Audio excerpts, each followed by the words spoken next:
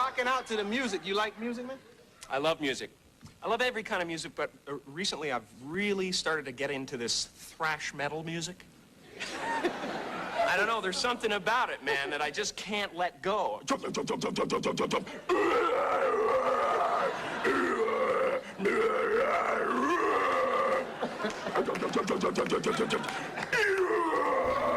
All right, welcome, fat boys. I want you all to grab your fat girls and get comfy, because this is the Bunsen Burner Recordings Podcast, episode 83. We got a big show for you, lots to get into, lots to talk about. I think first things first, I'll mention this past week we had I sent J-Dog some review money. I had him review Galicia's Precipice, just because I don't see too much talk about it, and I'm like, hey, I thought that album was pretty good. I want some more eyes on it, and I think Hessian Firm got like 2 more orders because of that. Well, that's something. That's what he was saying. Something. What's that, Paul? I said, yeah, that's what Nick was saying. Yeah, so it was pretty funny. J-Dog had some issues with his pronunciation with the name Galicia and the name Precipice, and people in the comments were talking about that, and one of the top ones, it said, what did it say? It's like, how are we not roasting Dumbo for not being able to pronounce Precipice? Yeah, like, Galicia, I get it, because if you read it first time, you could say Galicia, and I'd understand why, but... I mean, he was just, like, sounding it out, though. He was like, Galicia. I don't fucking know. Yeah, one of his tips for bands, he's like, you're a 3rd grader should be able to read your band name. Oh, he hasn't delved very deep into black metal, has he? So we're just saying, like, oh, he's at a 3rd grade reading level then. God damn it. Yeah, he was getting roasted. Oh, what he said about the album, he goes, dumbass band name, dumbass album title. Goes, the music, pretty fucking good. He's all started out with a fucking riff. It was surprising. Well, his take on it was, what he said was it sounded like Exhumed trying to play black metal. What? I suppose I see that with the vocals, kind of, but musically, no, I don't. It didn't really have anything to do with gore grind whatsoever, barely. Yeah, no. Yeah, I think when people only talk about vocals for, like, music, they're not really listening. That's true. I've said it before, like, vocals aren't a turnoff for me. I mean, I think I used to think that. I'm like, the vocals are like a make or break for me. But nowadays, that's, like, totally not the case. I can get over weird or kind of stupid vocals as long as, like, the music is cool. We'll get into that later. Oh. Not with this release particularly, but... Sign of things to come. Sign of things to come. But, Fred, you've been sick. MIA? Yeah, that's fun. Yeah, everyone's been asking about you in the comments, and they're still talking about you Why? in the comments. You're the favorite. You are the fan favorite. You know that, right? No, I don't. Now you do. Now I do, apparently. You gotta put on a performance. Be exactly how you've been. Well, I think the thing to get, though, is that the 2 episodes I missed were not recorded consecutively, and I was in one episode in between that, which was the ceremonial torture episode. So the episode with Kim, I missed that because it was in the middle of the day and I just couldn't make it work. Last week I was sick with something close to pneumonia, and it fucking sucked. The week before, like middle of the week, I start getting, the aches and the feeling run down and just feeling like general crap. And on the weekend I started feeling better. But then towards the end of Sunday, I start wheezing. So I'm like, oh God, all right. So I go to the doctor on Monday, and I just think... Say it ain't so. Right? I thought they just Get told it, me, Weezer? I was hoping it wouldn't go there. But yeah, no, I was thinking they tell me, just go home and it'll be fine. No, they prescribed me 2 puffers, antibiotics, and a chest X-ray to make sure there's no infection. So the good news is there was no infection, but felt like shit for the entire fucking week. Um, and that was on Monday that I went to the doctors, and we usually record on Monday nights. And at that point, I was like, I couldn't say a sentence without coughing because I was wheezing so badly. So yeah, that was my absence. Shot you the invite. We're like, oh, maybe he'll come, but hopefully you just slip it off. Nope.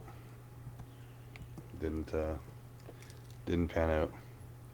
Yeah, according to the listeners, you were gone for 2 weeks, and we had the death metal guy as your replacement, and we talked about our love of new metal. Yeah, you were including Static X. You were gone for Static X. 2 weeks, but it felt like a month for us. Oh, I missed the new metal talk. That sucks. You'll hear it on Thursday. I have thoughts on new metal. What are your thoughts on new metal? I think it's not as bad as people complain. Well, okay, it's not. No. There are some that are as bad as people. Like there are some that are just the absolute typical shit new metal bands. But like I passed through new metal not terribly long, on my way from rock to extreme metal. And you know what? I'm not the kind of person to look back on and say, "Oh, they're shit. What was I doing listening to those?" No, I listened to them. I enjoyed the hell out of them. Like they were great. They were such a good stepping stone, and I don't listen to it much these days. But when I hear things that I listened to back then, I'm like, this is great. It's nostalgic. It's still catchy. Is it a little cringe? Yeah, it is. But that's but so is most of the stuff that metalheads listen to. Yeah, it's just a different kind of cringe. But it's now like esoteric cringe, where it's like it's underground cringe, so it's cool. Yeah, that was like the Hollywood cringe that we were getting. Yeah. But like I remember liking Linkin Park's Hybrid Theory a lot. That was a good album. Korn had just dropped Follow the Leader, and the bass on that album is just unbelievable, especially on Dead Bodies Everywhere. Mm-hmm. That's a great album. But there's some that I just never got into. Like Slipknot never really did anything for me. But by the time I got around to listening to Slipknot, I had already started getting into extreme metal. So like I was craving like really extreme stuff, and then everyone's telling me like Slipknot is the heaviest band out there. I'm like, oh, I'll check them out. But when you're getting into bands like Cradle of Filth and Emperor, and then you listen to Slipknot, you're like, wait, what? Yeah, if anything, probably the best part about Slipknot, besides everything else, is the drums. Yes. The one I picked up was Iowa, and the drum sound on that was actually pretty solid. But it just didn't hold my attention. Like I didn't dislike it, but it wasn't what I was looking for at that time. And well, every once in a while I'll go back and listen to a couple of tracks off of it that I did like, but Slipknot was never really a thing for me. The bands that had more of an impact for me in that era were like the darker rock bands like Marilyn Manson, Nine Inch Nails, Alice in Chains. Those were the ones I got like frequent listens. New metal was a few albums here and there. And you know what? I never owned any, but Limp Bizkit, it's a fucking good time. Mm-hmm. Oh man. All right, here's the what's it called? Turing test. What do you think of Disturbed? I never really listened to them much. The only song I really know from them is "Down with the Sickness," and I found that song okay. The wah sound was really annoying. I didn't like that, but yeah, I didn't dislike it. I think that's the song where he like gets beat by his mom. He's like, "Don't hurt me, mommy." I was gonna say, yeah, I could deal with the wah, but not the abusive passage. You're scary. Mm. No, it's just Too real. just cringe. Mommy. Yeah, we did all agree that Disturbed sucks, and I think I brought that up to Julian too when we were checking out Push It from Static X, and I was like, see, it's better than Disturbed, and Julian's like, oh, it's kind of on the same level as Disturbed. Like, what? Yeah, I can't really say that Disturbed or Static X suck because I never really listened to them. Like, I know that one Disturbed song, but that's the only one I know. And Static X, I never actually listened to them at all. Um, You're gonna have Push It on repeat. It's a good song. all right, all right. I'll give it a try. I Give it guarantee a it. try. But what else did I? Stained was terrible. Fucking death metal guy mentioned Power Man 5000, which is a band I've always heard of, but like Yeah, that never had really retained any of their shit. Yeah, yeah, that's like had Spider Zombie in it, right? Rob Zombie's little brother. I have. yeah. Oh shit, I don't know. Yeah, they had They a had the song in Little Nicky. Was the that Worlds was Collide. that? Worlds Collide? Yeah. Yeah.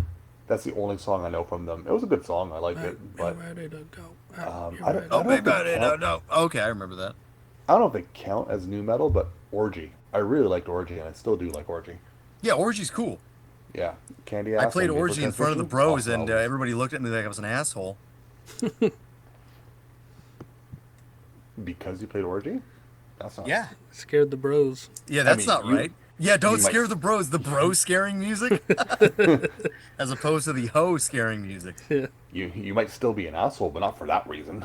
That's true. That's true. Fred hit it right on the head. No, Orgy's great. Like, Blue Monday was one everyone loved, but Stitches was a great track on there. But Vapor Transmission was one I went back to a lot. Like Eva and Dreams in Digital, and what's the other one? Opticon. Fucking great songs. Yeah, Joe was making fun of Orgy to me, and I was like, you know what? I never heard Orgy. Joe, Listen I to don't him know who like, Joe I don't is, but hate Joe's this. wrong. Joe's wrong about that. Or he wasn't wrong. I think he just had an idea in his head, and it made for a good comedy bit. Yeah, no, Orgy. I like him. Like him a When you lot. said when you mentioned dead bodies everywhere, I remember there was this kid named Johnny in my gym class in like freshman year, and me and Julian were like the thrash guys, and Johnny kind of tried to latch onto us a little bit, and he refused to like play any sports or like play dodgeball or anything, and he would just sit there, and I think me and Julian were out, and he's just sitting there, and he starts chanting dead bodies everywhere, and we're kind of looking at him like, what? Thought that was good. It's a Yeah, solid speaking song, of though. like, yeah, but speaking of like stuff that may or may not suck, or stuff that metal people kind of hate, um, I've sort of come around to deathcore a lot more than I ever have before. Yeah, it's cool. Yeah, like death metal guy was mentioning Job for a Cowboy, and I never hated them, and I always thought that that other band that Rob liked was cool. Arsonists Carnifex? Get All the Girls. Oh. Carnifex is okay too. I saw them once. I mean, the thing about those bands is like I think they were all basically listening to death metal, but they were kind of like on this new, I don't want to say trend, but this just like new thing that was deathcore, and I don't think you can blame Yeah, those guys people are just for all like wanting to play stuff like that. Because I Yeah. remember that when I saw them live, their guitar player had an Unleashed t-shirt on, and at as a kid, like I think I might have been like a sophomore in high school, that sort of confused me because I thought deathcore was like totally unmetal in a Yeah. certain way. I think that was like the last or like maybe final push of like a new genre in extreme music. Yeah. I mean, for a long time too, I hated the vocals for deathcore stuff, but like as the years go on, I've come around to a lot of genres that I otherwise wouldn't have listened to. Like maybe in the past 10 years, I got into just 90s music, and that includes like alt rock, like Bush and like what's that band called, Everclear and shit like that. So I Everclear don't know. was I've kind of awesome. come around to a lot of that stuff. Yeah, deathcore is pretty cool. It's not bad. Everclear- It really isn't. Everclear recorded a really good song and then just kept recording it. But I love it. That's true. That is true. I heard one of their other songs, and I'm like, this sounds exactly It like sounds the same. Father of Mine. Father of mine. You'll probably like That's a Despise fun band, though. Icon. Bush was great, too. Father of Mine. I remember not liking Despised Icon. I'm sure there's still a I lot of know. stuff that like I wouldn't like because it's kind of Despised Icon. They just seem like I don't even know how to describe it. Like They're like one of the earliest of that movement. yeah. I forget who was in Despised Icon. I think it was like some old school grindcore guys. I forget exactly who it was. I do remember not liking them, but it's possible that I can come around to Despised Icon.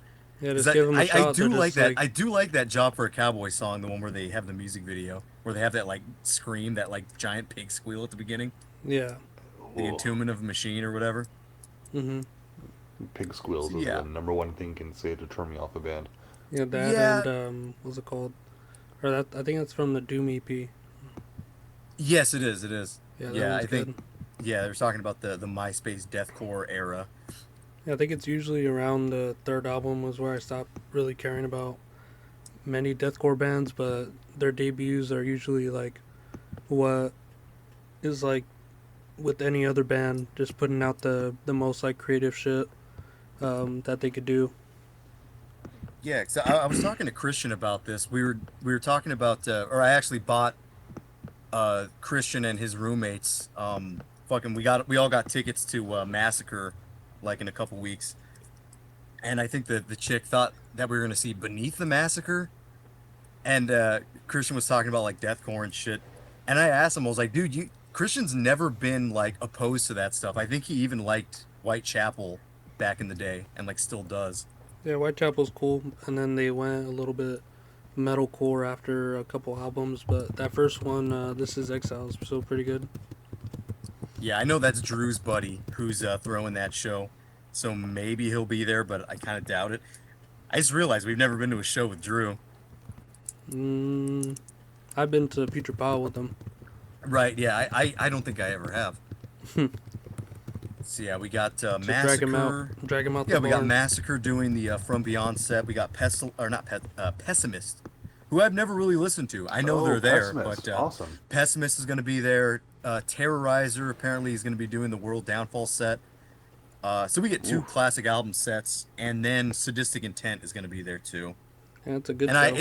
it's been quite a long time since I've seen them, so that might be cool. Yeah, it's a good show. You're going to be busy that weekend, Paul? Mm-hmm. Yeah, it's a couple days after Thanksgiving, so we'll see how that goes. There's no shows coming up here that I'm planning on attending. Well, no, that's not true. Incantation's supposed to be coming through Toronto, but I want to Don't go care. see them. Fred, it's okay to say you don't care. It's really No, okay. no, it's not that I don't care. It's the bands they're coming with. The two openers I've never even heard of. I don't really care. Well, you to don't find out have much to about go them. to stay for the whole show. You can. The trick, No, the but, best like- trick is to just go for the band you want to see. I know, but like the band I want to see is Incantation, but they're not headlining, which means it'll be a shorter set, and it's Decapitated headlining, who I don't really care about, and I feel like the tickets gonna be really The expensive. Nihility set. Yeah. Yeah, I wish they were playing Spheres of Madness, because if that was the case, then I would go see them, but I Nihility wish they is were like, playing. I wish they were playing nothing, so that Incantation could just take longer. Wish that they were playing nothing. Very good. I think they Yeah, do have no, a song called Nothing. Not my witness. my Fred, you usual go-to joke is I like nothing by Meshuggah. Get it? I didn't retain anything from Meshuggah, but as far as I can remember, they have their thrash albums are good. They have like 2 or 3 of them. Now get it? I like nothing The by album. Meshuggah. Oh shit! No, that went right over my head. I don't know Meshuggah that well. I think when you said that last time, Dan was like, they're pretty good. Meshuggah? Yeah. I think I probably just again meant the like thrash stuff. That's like the only stuff that I sort of remember being good, Yeah. but I totally didn't retain it. Okay, here we go. Decapitated performing Hildy. Incantations performing Mortal Throne of Nazarene, which is fucking great. Yeah, that's pretty Openers fucking are- dope. That's a great album. openers are Ex Mortis and Darkest Hour. Ex Mortis, Which, they're from our town. Did you know that, Fred? uh, Ex Mortis spelled U.S. at the end. Yeah, Ex Yeah, Ex Mortis. Mortis. Are they any good? That's the biggest band that ever came out of our town, and they're friends with well, there's some of our friends.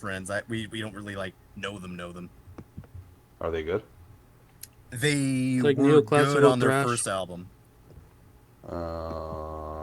They have like what, 6 albums? That's not promising. Yeah, they got a bunch by now. I think the one that was like in love with in middle school was the 2008 in Hatred's Flame. That's the Yeah. one I liked.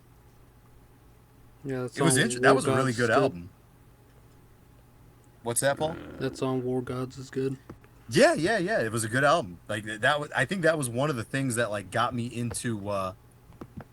Sort of got me into metal. I think Julian like mentioned to me. He's like, "Hey, this band from Whittier High, they're playing," and like, "Oh shit, these guys are awesome," and they were awesome. I think I saw them at least 4 or 5 times back in the day. Oh, Darkest Hour looks like something I would not enjoy at all. Yeah, Darkest Hour has like one good song where it kind of sounds like that super pop, what would you even call that? Like alt rock shit. Sort of like, I don't know who's like Sunny Day Real Estate, like that song 7. It's like similar to that. Tickets But are $37. That's, I I think I'd pay $37 to see Incantation perform Mortal Throne Nazarene. Do it. Yeah, maybe I'll do that. Stick around for Decapitated song. Yeah, I might stick around and see what they're like. On,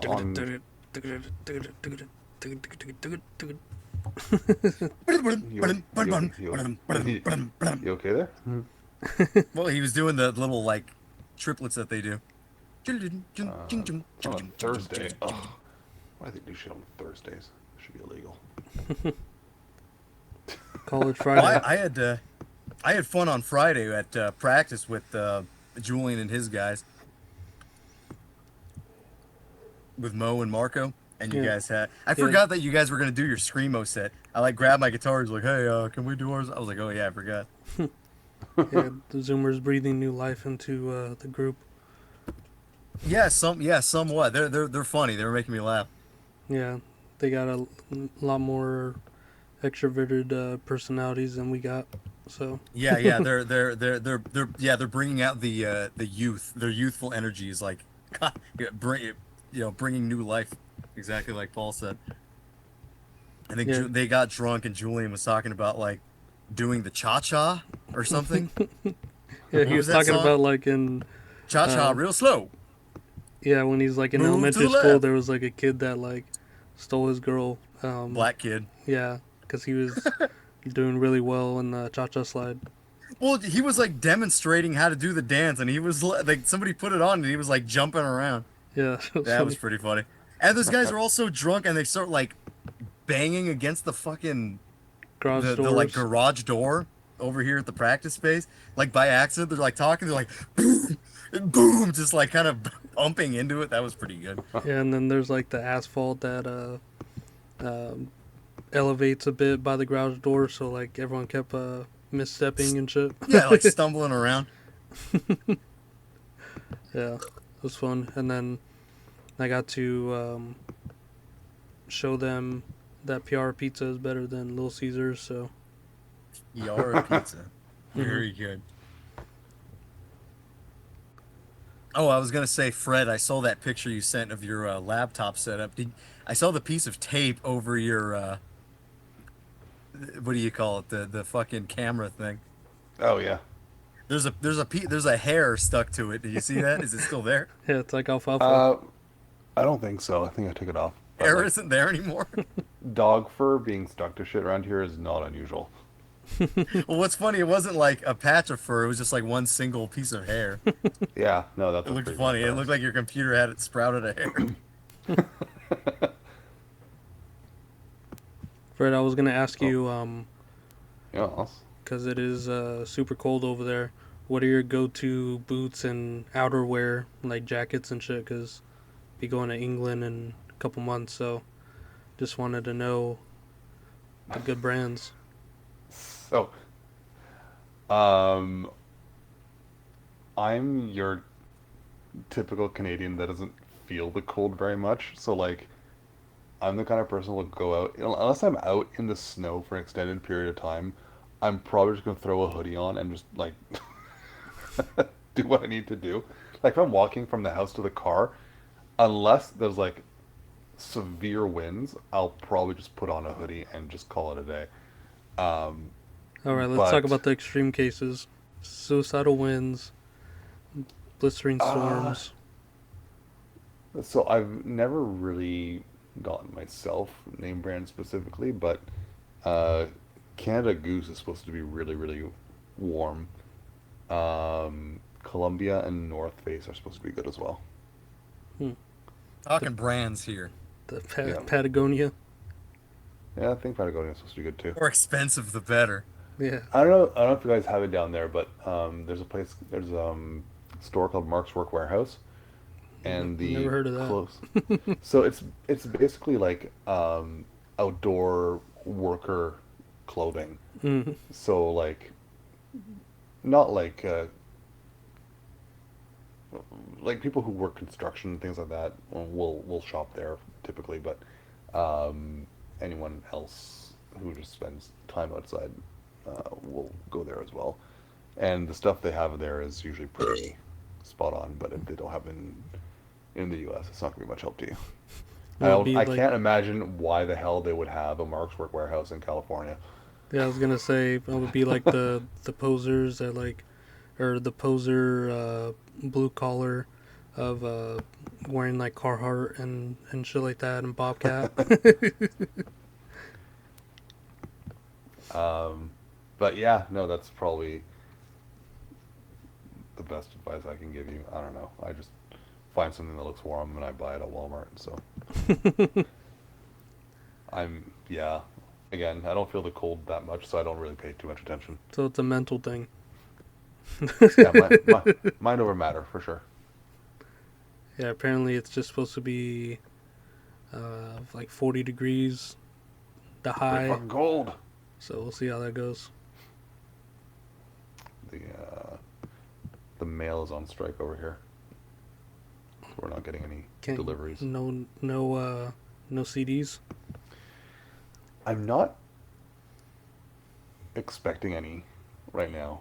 Well, okay, no, that's a different story. Fuck.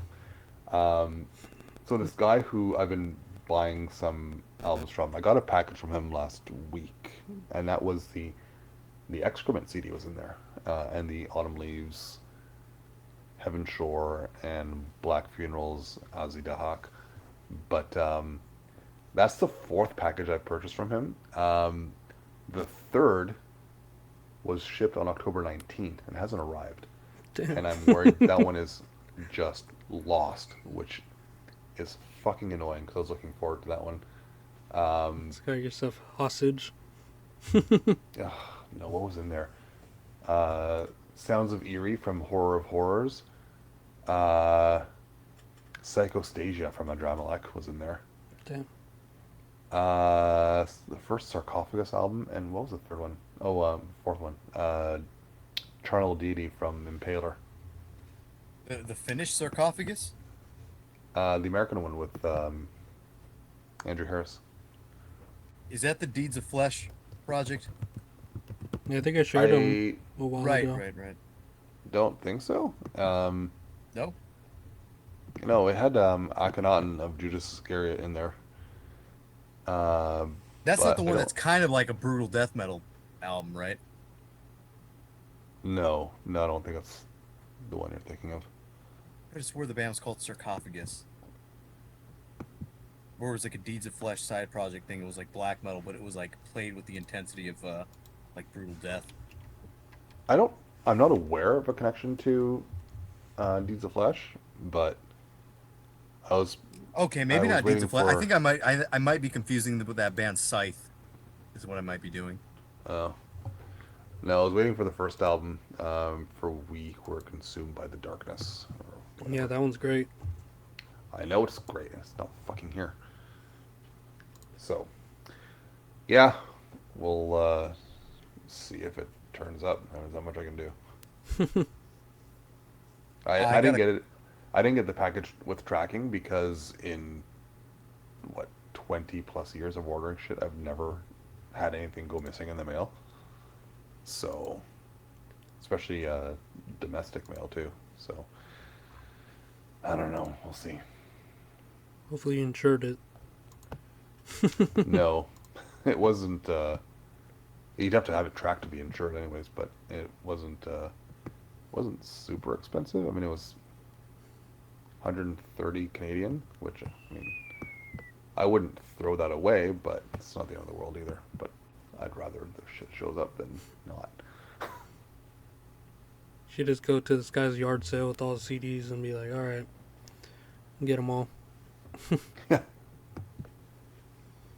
What'd you got in here? Lance Morissette, Britney Spears. I'll take it. Every time that Alanis Morissette song comes on, I always have to listen to it. That Which one? You wanna know? Or was it that one? I feel like I always get confused with the Alanis Morissette songs. Well, she's Where she- kind of whiny in all of them, right? What was I that like one? I like What Alanis, was that though. one where she's in the car? Oh, I don't remember the music videos. Something da, da, da, da, that song. You ought to know. Your rendition You, was not. I don't know if it was like You Ought to Know. It Whatever. might be. Is that the one where she's in the car? Ironic. It might be Ironic. I think it's that one. How does that one go? I don't even remember. Like rain. It is Ironic, I think. On your wedding day, good advice. Just didn't take. I don't know. It might. It's one of the popular ones. Ride, you just didn't take. Yeah, that. She kind of looks like Julian's aunt, doesn't she? The one who says "Love Bucket." Hey, Love Bucket. Let's see. It's like rain. Okay, I'll stop. Every time I was at Julian's and Yeah, the I aunt bet. was there, she'd go, "Hi, Love Bucket." She'd go, "Oh, hi, Dan." Oh, you're here too. Yeah, you're here too, you scumbag. It's harsh. Yeah, I know. We got a comment from Hyper Shaman. It says, Who that? there was a time I was commuting to university and I would play Gospel of the Horns really loudly while driving around campus and thinking it was cool, but I'm pretty sure everyone thought I was a jackass, or at least very autistic. Gorgoroth. He ends the sentence with Gorgoroth. That's a cool word to say. Oh, but I get that. You want it to be known. You're like, yeah, check it out. I think we were talking about that on the Death Metal Guys episode too. What were we talking about? Where in that? like, oh, where he's just bumping Last Days of Humanity in the McDonald's drive-thru. Oh yeah. He's like, yeah, they know I'm cool. They're like, yeah, the McDonald's the workers like, wow, listen to that snare. I'm actually still on the Gospel of the Horn episodes page because I was reading the comments. I remember Fred talking about Creator's Pleasure to Kill being War Metal album, and I feel like that specific wing of Aussie metal, extreme metal, came out of a similar lineage. The Aussie extreme metal stuff that people are thinking of, it is basically thrash. Yeah. Yeah. All metal is basically thrash. No, I was kidding. Maybe that's true. Maybe it's not. Watch it. I forget who said this, but it kind of made sense. Somebody said that thrash didn't come first. First wave black metal came first, and then that is where thrash kind of evolved from. Yeah, I think Does that that's. make any sense? I think I think so. it kind of Definitely. does. It's definitely something you could say. No, but I think it kind of makes sense though. I mean, is there another if you want to call Venom a thrash band or a black metal band, is there anything more extreme before Venom? I don't really think so. I mean, Venom's just... Bathory. Well, No, but that's the thing too. Venom's Bathory is pretty fucking early. Venom's just Motorhead. Like, Yeah, but it's more extreme. is it though? I mean, like, it's I think so. musically I almost definitely the think. same. Oh, dude, fucking Venom is way more extreme than Motorhead. I sound like The J vo- Dog. the vocals. Way more. The vocals are. But No, like, I think the music is. The music is way, way more intricate and like just straight up better, I think. I've never heard the word intricate with early Venom combined. It's It's more basically intricate. like Yeah, that's because we're comparing it to Motorhead. it's basically just a new wave of British heavy metal with the blackened edge to it, with mainly aesthetic and vocal. Yeah, I that's the I thing, I, right? I It was think the the music goes harder than all that stuff. I'm not saying it's better, but I am saying it goes harder. God damn it! Therefore, the thrash that comes after it is lineated from first wave black metal. No, Bathory, I, maybe Merciful Fate, because that's still kind of a heavy metal band, but they're doing some like dank shit in there. They were doing some pretty intricate stuff, and Hmm. I would say intricate when it comes to Merciful Fate. yeah, Merciful Fate for sure. But like, uh, You have to I think don't about that. I don't see that making a whole lot of sense to me. But there's, I mean, a lot of the early thrash bands did have a blackened edge to it that people would take and run with, right? Like the Teutonic Three for sure. Like Creator, Destruction, and Sodom all kind of can be considered early black metal as well. Sure. So I guess it depends on how you interpret it, right? Yeah, yeah, I think so. I mean, at some point, like a band like Assassin could be considered more extreme, but I think it does have to do with the context of like how the vocals sound and what exactly you're doing with the guitar. Like what sounds you're getting out of there.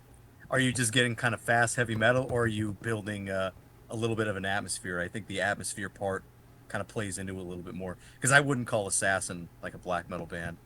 Creator, No. possibly, yeah, possibly. But I Sodom, mean, yeah, again, possibly. but the thing is, like, you also got to take into consideration the transition from speed metal to thrash as well, right? Like bands like what Raven, Holy Moses, things like that, right? Yeah, Halloween. And you wouldn't necessarily put some of those in the vein of black metal, like Holy Moses maybe, but bands like Raven definitely not, right? Raven, fuck no. Raven is like just energetic heavy metal. That's Well, all I it was is. gonna say I think there's like the two lineages of what spawned from heavy metal, which was speed metal, and eventually going into power metal, which was more focused on like the heavy metal isms, whereas like thrash was just trying to be playing more aggressive and Yeah, it's like extreme. focused on it's focused on being more because you hear that from a lot of bands. A lot of bands will say we were trying to be more extreme than Slayer. That's like a lot. That's you hear that a lot. Yeah, Yeah, so a lot of bands were just straight up doing that. They're like we want to be more extreme. And I don't think that's the power metal kind of lineage at all. I think they just wanted to write good songs. heavy songs. Yeah, Yeah, that's about it.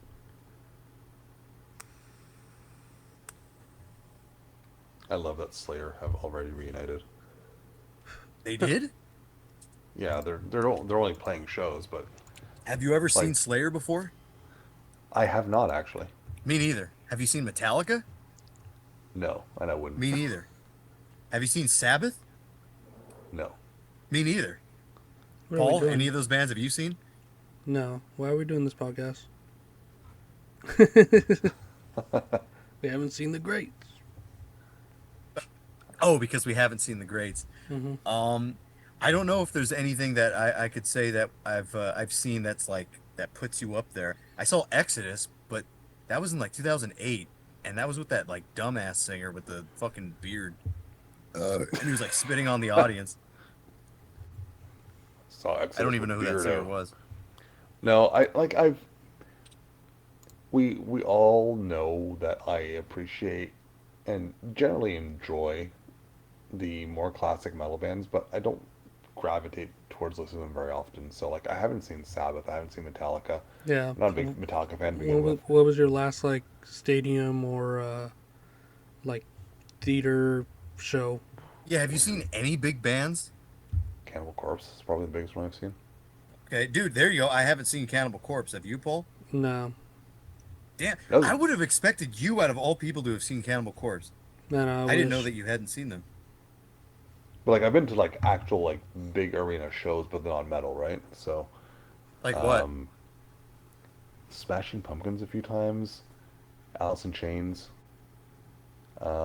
Marilyn Manson opening for Smashing Pumpkins, I think it was. Yeah, I think that was my first concert. Was seeing Marilyn Manson when I was like 12 or something.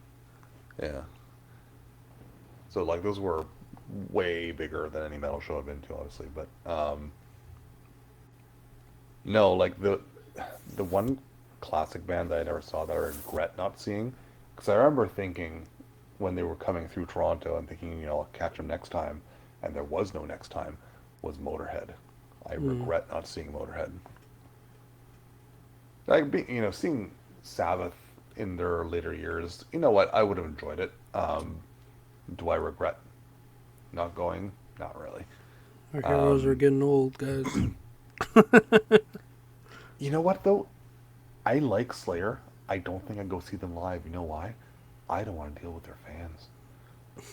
You can't stand to be around their fans? I don't want to be around everyone just going Slayer.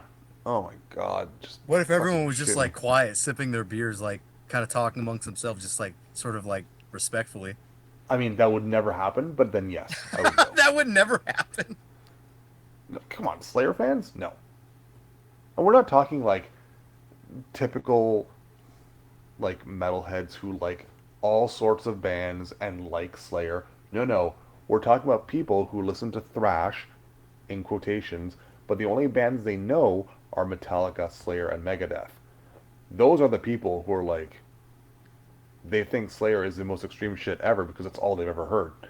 Yeah, it's kind of crazy that there are people out there like that who listen to quote unquote the big four and like love every single album that they've had. There are people that exist like that. That's kind the, of crazy to the think about. legacy fans will buy the Yeah, new it's albums. crazy to think about that. But like they never got into anything underground. Maybe the most underground thing they would have heard was like Overkill or something. Like not even But Sodom. They're but like, you oh know, yeah, like they opened up for Metallica that one year. Yeah. but I don't have a problem with people who just like listen to stuff on the surface. Like not everyone wants to dig into everything and every corner of metal, and that's fine. Why Yeah. not? But it's you know, the stereotypical annoying Slayer fan that I don't want to deal with. Just join them. You can't beat them. Slayer! Or I think we talked about this before, but it's like the what would you even call that? Mainstream rock fan? Yeah. Fred, I forget what story you told, but you said somebody asked you if you liked Rush and you said no and they like freaked out or something. Oh no, that was Led Zeppelin. That was when I worked at the Led bar. Zeppelin, yeah, yeah, something like that. You got like the classic rock Yeah, head. yeah, yeah. Yeah, no, it was like I remember we called him Silverback Mullet because he this guy was so weird. Foxy Grandpa? He had like well, I mean a silver like curly mullet and he would just sit at the bar and just the only thing he would talk about was classic rock, especially Led Zeppelin. And he had the memory of a goldfish. Every time he'd come in, he'd ask me, "Hey, you like Led Zeppelin?" And I'd usually be like, "Yeah, they're fine, whatever." But one time, I'm like, "No, I don't like them." He's like, "What?" I'm like, "No, no, and they're okay. Calm down." Never get the let out.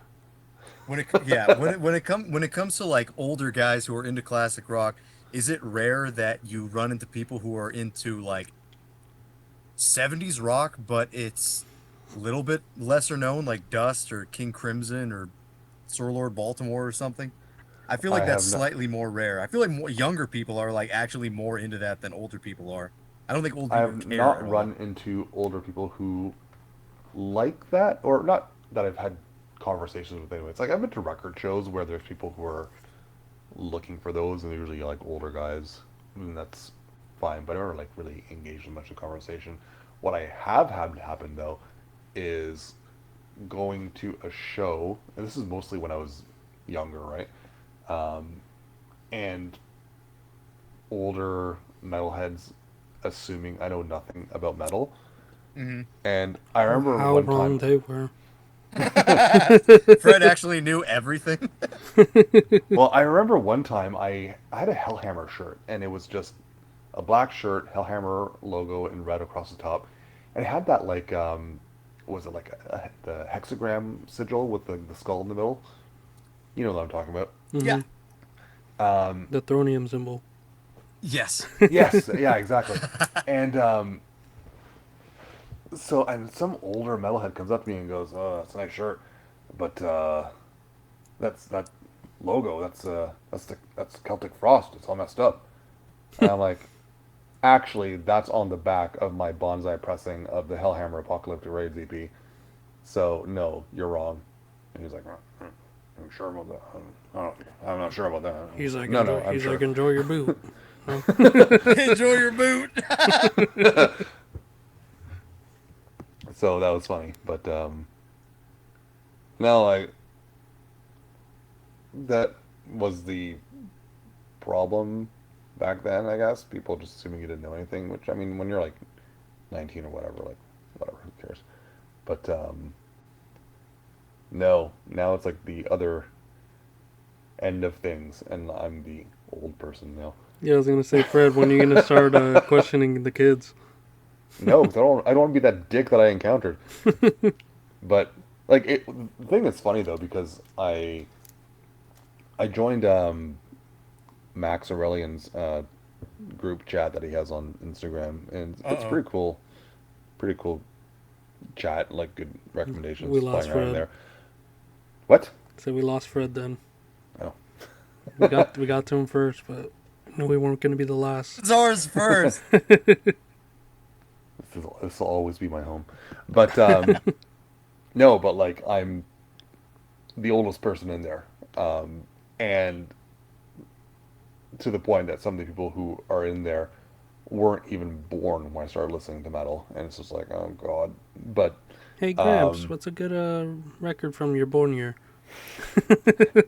but like that's the funny thing though, right? Like Or my born year? they see parts of my collection. They're like, oh my god, how did he get this or how did he get that? And it's like, I got them when they came out. They weren't special at the time. They weren't rare. Like I forget what album it was, but I sent something earlier in the group chat that they were listening to. It must have been like Odium or something, the first Odium album. Flex and the Fred. only Odium. But they're like, how did you get the first press of that? I'm like, I got it when it was in stores. Like I literally picked it up from a shelf at a record store here in Canada. There was only one Like- press at the time. Yeah, exactly. And like the albums that are rare now weren't always rare. that's the thing, right? Should have bought two. Kinda, yeah, because like, man, I could sell that for a lot more than I bought it. But for the record, the reissue of Sadder Album of the Stars is remastered, and I don't like the remaster. It doesn't sound as full. You hear that? Fred hates the remaster. Hate's a strong word, but You don't like it. unless I literally use the word hate, in which case, fine. Nope, But no, sir. I don't like it. nope, don't like it. No, it just sounds more hollow than the original, I find. So, if you can track down an original, you should. Speaking of slightly older stuff, well, we usually cover stuff in this era.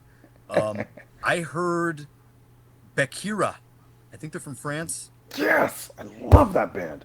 I've always known who they were for a while, but never checked out any of their stuff. Finally checked out their shit, the demo and the album. It's quite good. It's good shit. Do you know that band, Paul? Bakira? Mm-mm. No? Mm-mm. Bekhira. Check them out. It's very solid black metal stuff. I fucking love Bakira. I found a copy of the demo reissue on CD. I want to say like 6-7 years ago, and I really liked it, but I didn't think too much about it. And then I revisited it like a couple years ago, maybe 3-4 years ago, and I was floored. And I ordered or found a copy of their first album or only album, Du Mal, on CD, and then I track down a copy of their album on vinyl as well, the Aura Mystique version, and because that cover is fucking awesome. And I love this band. I cannot get enough of it. You also posted Autumn Leaves recently, right? Embraced by Yes. the Absolute. Awesome Yep. Yeah, album. I checked that out again. I remember really liking it. It being kind of like that heavy Denmark sound. Yeah, it's fucking Mhm. awesome. There's a lot of Swedish shit in there, but it kind of moves more technically than a lot of the Swedish shit does. It's very cool Yeah, though. Yeah, I like it's that album and the next one too. I haven't heard the second album, but Embraced by the Absolute, like just it's melodic, but they really go balls to the wall a lot on that album. Yeah, Like it's not too melodic. Like it doesn't that's not like the main focus. Like it just has like melodicisms kind of engraved into the song a little bit. yeah, it's very well balanced. It's a very well balanced album. I was at Drew's over the weekend, and I had him put on autumn leaves music video, and he was really drunk, and he was being an asshole. He said he's like, oh, you have autism, and he types in autistic he types in autistic leaves, and he's looking for the song. I'm like, you typed in autistic leaves, you dick. Just the leaves. Yeah, and he was going off on this tangent about like he was asking Vince, you remember in the 90s the bucket of fries you can get at McDonald's, they give you fries in a like extra large soda cup, and he couldn't find it, and he's googling it. I'm like, look on Reddit, and people on Reddit are like, remember this? I can't find this. We're on the fucking McDonald's bucket of fries like rabbit hole. He couldn't find it. And then he was freaking out. Somebody brought up E.T. and he was freaking out. He's like, I thought there were Skittles in E.T. He was leaving a trail of candy. He's like, but they look like Reese's Pieces. And he goes, when do Reese's Pieces come out? I'm like, they came out in like 74. He goes, oh, okay, checks out. Checks out. I forget exactly. He was just kind of being a dick. He like gets drunk and he's like being a dickhead. And he's like, I think somebody wanted a dying fetus video or something. And Robert's like, second one. And he puts the first one. I was like, second one. He goes, which one, Daniel? Which one? Shut your ass up. Like, that's right, Scooby Drew. There you go. Scooby Drew.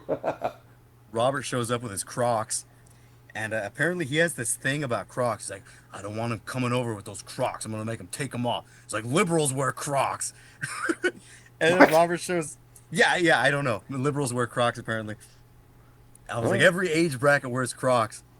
And Robert shows up, and I forget what he was. We were talking about like the election for like 2 seconds, and Drew turns to me and he starts like imitating me. He goes, "Oh, I thought he wasn't political, Dick. I thought it was." But I'm like, dude, what the fuck? That guy's freaking out. Got him. Fucking weird. And then he just left us, and Robert was the king of the computer. I forget what he was watching. He was watching like Kung Fury, David Hasselhoff singing. Out of time, running in and out of time. I think it was that one. Yeah, do you remember Kung Fury? Hear the ticking of the countdown clock tonight. Yeah, see, into- Fred going into knows. action. Action! If we're gonna Yeah. make it like a true True survivor. Yeah, that's exactly the one. It was that song. Song's a masterpiece. Fred, how do you remember that? He was there when it was released. Well, we were all there. We watched it at Anthony's released- when it it was came like- out. Came out like 3 years ago. When was that? Yeah, it wasn't that long ago.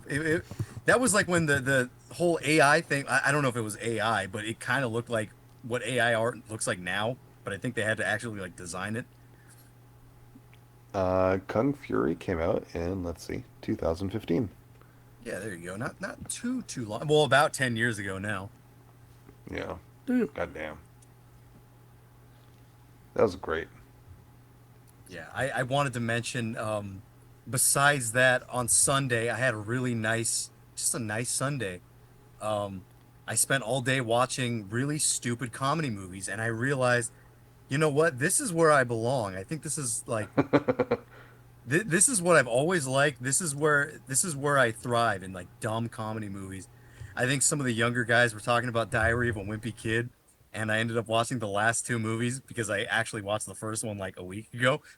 But those movies are really funny. They're kids movies, but they're so. And it even says on the PG rating, it's like rude humor. Like, yeah, rude humor. That's my shit. Rude humor. And then besides that, I felt the need to watch some of the Ernest movies because I don't think I had ever sat down and watched one fully. And I think Drew was talking about one. He's like, Ernest scared stupid. It fucking scared me, dick. And he's like, the troll scared him. And we were watching like a clip of it. He's like, fuck that, dick. And I remember my dad telling me like years, or not even years ago, like I always see every time Ernest comes up, he goes, Kent's dad loved those movies. Like old man loved the Ernest movies. So I ended up watching Ernest Saves Christmas, Ernest Goes to Jail, and Ernest Scared Stupid. And you know what? I really enjoyed myself. It was a lot of fun. And I noticed when I was watching that, I was like, oh, Jubb uses some of these drops in his show. I don't know if you saw that, Paul. Which Where one? he like, Oh yeah, where where he's like, yeah, where the snakes are dropped in his car. He's like, ugh. yeah. Yeah. So the Ernest movies, I implore everyone to watch Ernest Saves Christmas and Ernest Goes to Jail. Ernest Goes to Jail was awesome. In the beginning of the movie, he gets shocked by like an industrial size like vacuum cleaner thing, and I guess that was a big plot point in the movie that Ernest was polarized. Like he has powers of like electricity. So that was pretty awesome. Was it Magneto? Kind of. It was kind of like that. He had powers. Fred, do you know Ernest? Do you know who Ernest is? Yeah, I know the movies. I haven't seen them, or at least not recently. Anyways, I couldn't tell you anything about them. But Paul, do you I know them. Ernest? Yeah. I was gonna ask Fred. Have you seen? Remember the Family Guy bit where Peter rents the Ernest movies, and it's like Ernest goes to the beach, Ernest doesn't go to the beach, and he can't choose between the two. He's like, eh. Fucking So Family yeah, Guy. I think the stupid comedy movies are my thing, and I was gonna ask you, Paul. I think I asked you before. You said you hadn't seen Rat Race, right? 2001. No, I don't think so. Watch that movie. Have you seen that, Fred? I don't think so. All right, mandatory viewing. Fred, you get the slide on that one. Yeah, apparently. I was also going to bring up to you, Paul. I think I forgot to, but I was going to bring it up on Friday. The Looney Tunes show. Oh, I yeah, think I've talked about. Did I bring this up? Yeah. Dude, watch the one from like 2010. I think it's on HBO probably. I think that was sort of a hidden thing, but I think you'll really like it. It's very good. Hmm. Watch the Looney Tunes show from 2010. It's not quite like the old show. It's like Bugs and Daffy are roommates, and they get into some wacky shenanigans. I think Bugs ends up in like an Albanian prison or something. You remember the original Looney Tunes from like the 40s? Yeah. Those are great. Yeah, those are awesome with Foghorn Leghorn, and I'm trying to remember if there were any particular ones from Bugs Bunny, or the one where he. What were you gonna say, Fred? I was gonna say, like, those weren't dumbed down like so many of them are today. Like, they actually Yeah, like they kind of just move. they like there was so much like historical content in those, like when they'd go back to like medieval times for whatever reason. Racist Bugs Bunny and blackface. I mean that too, but That did happen. but like there were like historical references that they don't do anymore that people don't get anymore either. Like I don't know, Bugs Bunny like a Trojan horse, and you're like, oh, you know, that's the Trojan horse, but like they don't. People, I'm gonna sound like a really old person now, but people today don't know these things anymore. No, dude, you're straight up right. I mean, that is like an old person thing to say, but it is so true. Like, Wait, Fred, My- what is the Trojan horse? Just kidding. Yeah, I think my dad is constantly scrolling on his phone when he's like watching TV. All I hear is like shorts, like it's Facebook shorts like going by rapid fire, and I hear all these like stupid sound bites and things. I'm like, dude, you're rotting your brain.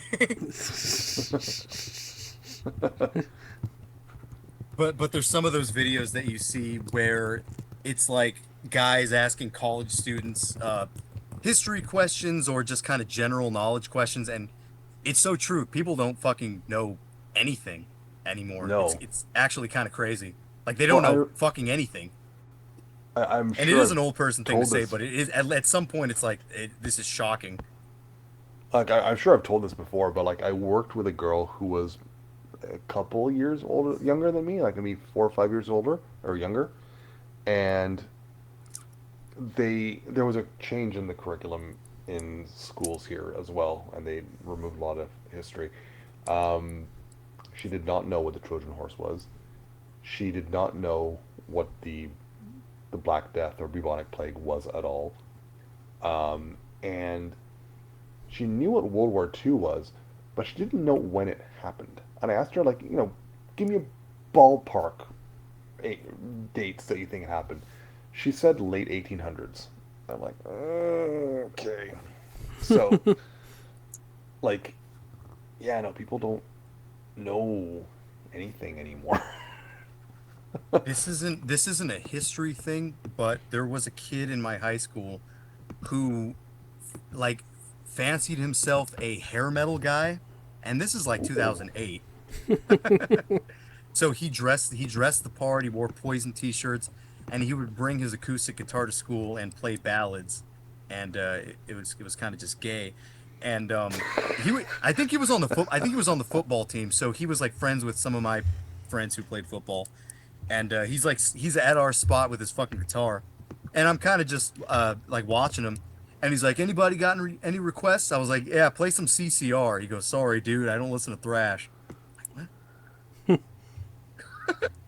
Okay. Yeah, okay. Guy doesn't listen to thrash. Don't play CCR. Very good. CCR is a thrash band. SODDRI. COC. Cock. Yes, Sounds sir. like a poser. He had a cousin who was I don't know if he was a poser, but he was a dumb fuck. I remember he was one of these guys that like fancied himself a thrasher kid, and I guess I did too at the time. But he saw this kid with a Slayer shirt. He saw me walking down the hall with I had a leprosy T-shirt on, and he goes, I think he said he's like, hey man, metal fucking sucks. Slayer suck, that suck. I don't know if he was trying to be funny. I was like, very good. That's great. Thank you. I think that's what Aldo did to me too. The first time I met Aldo after school, he he saw me with some T-shirt, and he's like, "Hey man, metal sucks, fool." And I'm like, "Okay." And he goes, "Haha, just kidding. I just cut my hair. I'm a metalhead too." I'm like, "Awesome, dude. Thank you for sharing." I think the most cringeworthy thing that can ever happen when someone finds out you listen to metal is when they try to emulate it. And Yeah, you're like, no, that happens all the stop. time. Please stop. They go, you listen to that shit. That's like, they kind of do like death metal vocals. And you're like, Yeah. yes, yes, I listen to shit, asshole. That's what they're saying. They're saying, hey, you listen to all that retarded shit, don't you, idiot? I wish they just said that. That'd be so much easier. Just straight up, just be antagonistic. Don't be hiding behind some facade. Right? Posers. Say, you know something too? I was listening. Well, I was doing a little bit of listening to that Blood on Ice Bathory album. Do you like that one, Fred? Of course. I know you're a huge Bathory guy, and I was looking at some of the comments on because I was kind of going through the Bathory discography a little bit this weekend, and people were saying like a lot of Bathory just sounds the Viking era sounds exactly the same, like all the albums. What? Even and I think, Hammerheart and Twilight sound completely different. well, there was a song on Blood on Ice. It was called, it's a weird one, The One-Eyed Old Man. Do you remember that track? Oh, I think so. I Yeah, I don't like think I people don't. remember that one. It was like, it was kind of, it's like a punk track, but it lasts like a minute and a half, and then it's a 5 minute song. The rest of the track after that minute and a half is like an interlude of some like wizard doing a monologue. Yeah, yeah, I know. I remember that. It's good. That song was cool. That did it for me. The one I was like the most on that one was the lake. Is that one of the slower tracks? Yeah.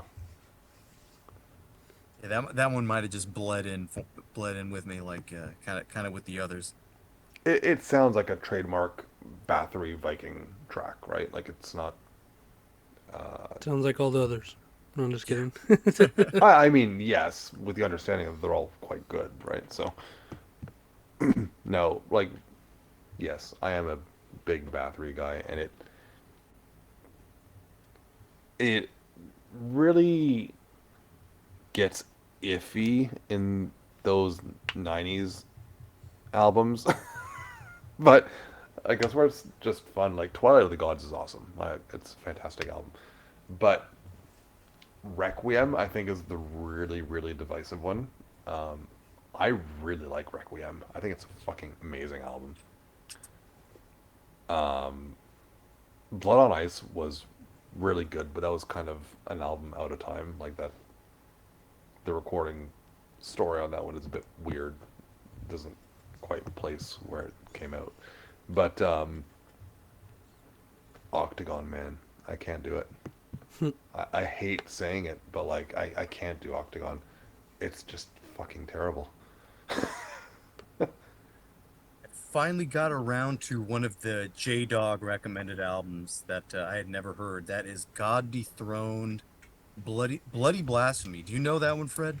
Yeah, You like that one? it's okay. I think it's pretty good. That's what I can say. I think it's pretty good. Having never Like, heard it before, I was only familiar with the first God Dethroned album. yeah, Christ on, right? And that was awesome. Yeah, I But thought it was cool like, too. J-Dog apparently thinks that's the worst one. I think Christ Hunt is better than fucking Bloody Blasphemy. yes, It's different. yeah, I think they have like a different guitar player too. It's like a different guy writing the shit. but like the two albums that came after Christ Hunt, Grand Grimoire and I guess Bloody Blasphemy, they're not bad, but I rarely go there. It really is Christ Hunt for me when it comes to Yeah, same the here. God Same here. Dethroned. Yeah, that's got the good kind of Dutch death metal sound. That's like what Yeah. we want. I think it is the only one I own from them. I've never owned Grimoire or Bloody Blasphemy. I don't remember anything after that. I'm just looking at the discography now. Ravenous, I don't remember this. Into the Lungs of Hell, I remember being not great, but I haven't heard that in like 20 years. There's Paul, did one you? other album covers that I really, really hate. I'm gonna find it now. The Toxic They're- Touch. Oh my let me god, let I me take a look at Toxic Touch here. hate that album cover. Let me see if I hate it. Let me see what I think about it. Toxic Touch. That is not a good album cover. That kind of sucks. It almost looks like the Cock and Ball Torture album cover, but at least that had like a chick on it, and you knew she was like bound up. This just is kind of dumb. Lair of the White Worm is a terrible cover too. But That's a movie with fucking Hugh Grant. Lair of the White Worm. Yeah, Layer of the White Worm. Right then. That album cover fucking sucks.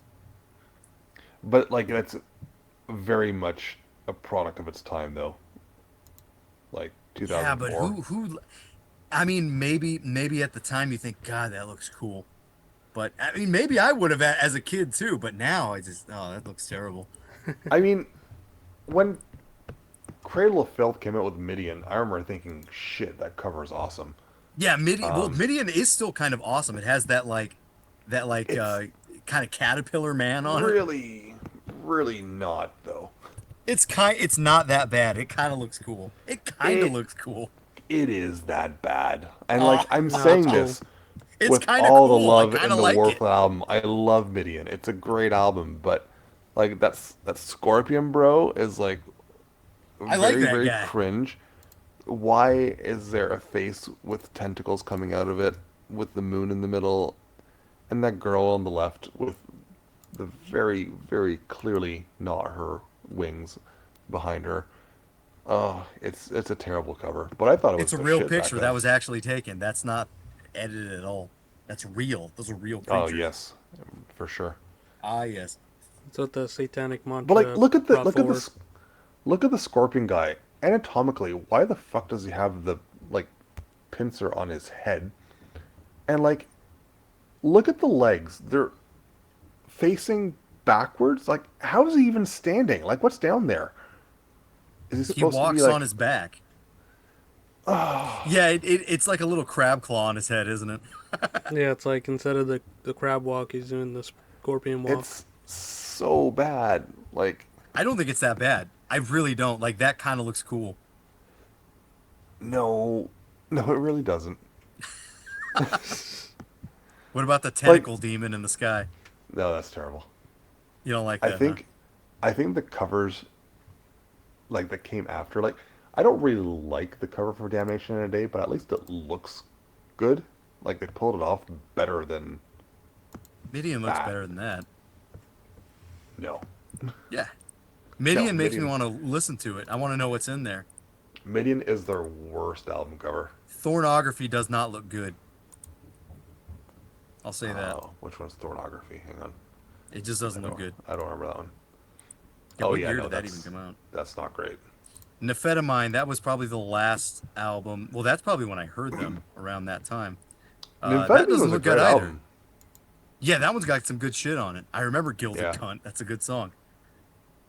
But that's not a necessarily good album cover. Midian draws me Better in. than Midian. No, man, I'll say it fucking draws me in.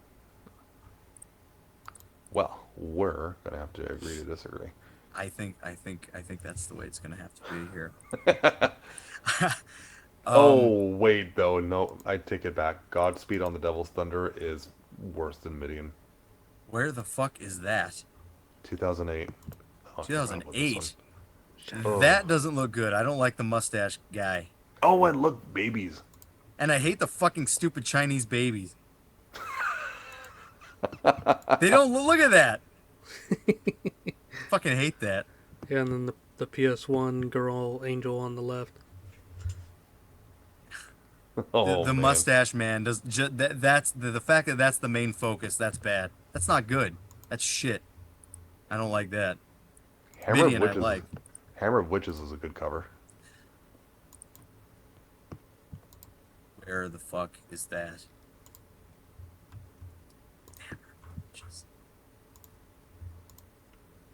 Oh my God. way down here? God damn. You were listening to Cradle that of shit? How many Cradle of Filth albums have I not heard? That doesn't look great either. That looks like everything else. That looks like it could be a Greek album cover, but bad. Looks like Which a one? fucking Rotting Christ album cover. Hammer of Witches? Yeah, I don't like that. The Oh, idea come is on. not bad, but I don't like the way they render it. Dude, most of their album covers are bad. The Manticore and the others, that looks like shit. Yeah. Dude, I'm still like, dude, just give me Midian. That's fine. I'll take that above everything else. No, give me Principle of Evil. That is an album cover. Yeah. Principle of Evil is good. Principle of Evil reminds me of the fucking Ablaze My Sorrow album cover, sort of. Yeah, that's Actually, fine. That looks okay. Vampire's kind of a terrible cover too. Oh my god, Cradle, come on. Dusk and Her Embrace I like, but that's It's okay. It's okay. it's a photo that's been used a million times though, right? They just added in the woman in it. Say, Paul, a few weeks ago, Radio Free Innsmouth put out a power metal episode featuring the band Leviathan. Did you happen to check that band out ever? The Deepest Secrets Beneath? No, but it sounded really good. It is like, I think as of now, when it comes to power metal, I really need something to draw me in because most of it is sort of just okay, and I don't care. But dude, that first Leviathan album from '94, it is like prog. It's like Confessor, but I actually love it. The real Confessor, it's so hard for me to get into, but this Leviathan album is like that, but immediately draws you in, and you want to listen to the whole thing. Like it is awesome. I know, Fred, you're not a power metal guy, but you have to check out this Leviathan. I know there's probably quite a few of them. I don't. I think it's let's see, one of the No, I know U.S. this ones. album. I think. Let's see. You. No, I Do know you? this album because I found it at a used record store, ages ago, and I was like, this looks like it could be some sick, thrash or death metal, The and it deepest wasn't. secrets beneath. It's progressive power metal, like the fucking Queensryche kind of shit. I think is that probably the first band who does that? Queensryche doing the like stop start prog power metal. It's Mm, like that, but it's really fucking good. Like maybe I said, Fate's Warning. God, it drew me in. Yeah, Fate's Warning. It's like that, but immediately good, and it stays good. Can't I need recommend to that one enough. I need to really listen to it because when I did You hear it, do. I think you do. It's I so wasn't good. in the mind frame to listen to that sort of music yet. I think I would probably enjoy this a lot more now. The riffs are okay. We're gonna get into with what we have coming up because it's sort of a proggy thing too. But this is like another part of that. It's like God, they take the prog thing and man, they just make it good. Yeah. Fred says, so we'll see what he has to say in a bit when we go to break and come back. I will tell you what I thought of. Yeah, yeah. I'm looking forward to it. Yeah. With that, should we take a break, guys? Yep. I'm alright with that. All right then, All right. toodles. Break. Let's see. Sure. All right, we're back from the break. Kraken. That's true. We are. Got my beer here. Felt got, that one in my bones, Fred. Ooh, That one too. My boner. my boner. Oh. I know this is gonna be a millennial thing to say, but remember that episode of The Office where like, what was that fat girl, the fat lady's name? That old lady, Phyllis. Yeah. Yeah, she's like wearing some dress. He's like, I'm gonna have to stop myself from getting a boner. A great show. I think you brought up Diary of a Wimpy Kid, and then there was Yeah. a funny Hawk Tuah collab with that. It was funny. There was. Yeah, where we said we were making the joke. We're like, Oh yeah. like, Where don't- Rowley he disavows his friend. yeah, where don't he's Hawk like, Tuah me. he's like, don't spit on my thing. We're yeah, done. don't call me. Don't come by my house. Don't Hawk to it. Don't spit on that thing. We're done. That's good. We're done. That's funny. That's probably the best Hawk Tuah joke. Yeah, that's the best one. Diary of a Wimpy Kid. I will say the third Diary of a Wimpy Kid movie where Roderick and his band Loaded Diaper, they do a cover of Justin Bieber's Baby. That part was epic. I have not seen this. Have you never seen Diary of a Wimpy Kid? No, I have not. You have to watch. You have to at least watch the first one. See what you think. They, like I said, these are kids movies, but they are rated with a rude humor warning. So maybe that'll be enticing. It's Okay, funny. okay. It's stupid. It's fucking stupid. But it's at least 10. It's like over 10 years old now. It's like 20. It's like 14 years old by now. So there you go. Watch Diary of a Wimpy Kid. Watch Ernest Save. Everyone has to watch Ernest Saves Christmas for this holiday season. Is that the best one? Yeah. So far, yeah. I saw the first one, Ernest Goes to Camp, but I kind of wasn't paying attention. But I think as of now, I'm in the mood to pay attention. But yeah, so far Ernest Saves Christmas is the one. I'll watch it in a month. Christmas time. Yeah, we can talk to Jub about that. I know he's an Ernest fan, which is awesome. Ernest. Well, he's the guy. He's the guy that says, "Hey, Vern, do you know where Ernest came from, Fred?" No. I think he came from Cerritos Auto Square commercials or something. He's like, "Hey, Vern, have you heard about these deals on cars?" Something like that. It came from like a commercial, and then at some point, I think it was during like a Thanksgiving Day parade, and Ernest was more popular than Mickey Mouse, and like the head guy at Disney was like, "Who is this guy? He beat Mickey Mouse." And then I think that's why he got some like movie deals and things. So I think we can make some real money here, guys. Yes, exactly. And then you get the Ernest movies. Those movies are fucking ridiculous, but they're pretty fun. So don't have a stick up your butt and watch some Ernest movies. So better than the Lampoon ones? Like what? Isn't there the Christmas one too with Chevy Chase? Watch them both. I personally like the vacation movies. I think the first 3 are really good, or the first 4 actually are really good. Vacation, what's the other one? The fucking Christmas Vacation, and then there's like the European Vacation, and then there's one more, Vegas Vacation. I liked them all. One of my friends said that the comedy is dated, but I'm thinking at this moment in time, it's like, I kind of don't care if the comedy is dated. If a comedy movie is dated, I think I can get through it and enjoy it anyways. That actually might be better for me. I mean, because what does that mean to be like not dated? I don't know. Is Freddy Got Fingered not dated? Who knows? I don't know. I feel like even things now are dated. Yeah. I think put that aside in your mind and like forget about that stuff and just enjoy yourself and enjoy a good comedy movie. Or even if it's not good, just enjoy it anyway. Laugh at the stupidity. Grown Ups 2 is funny. Those aren't good movies, but they're very funny.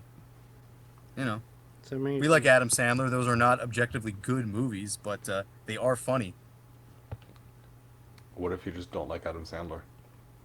Well, then watch something else. You get a live Jew. Get a life, Jews. Yeah, exactly. Paul's got it. It's in the bag.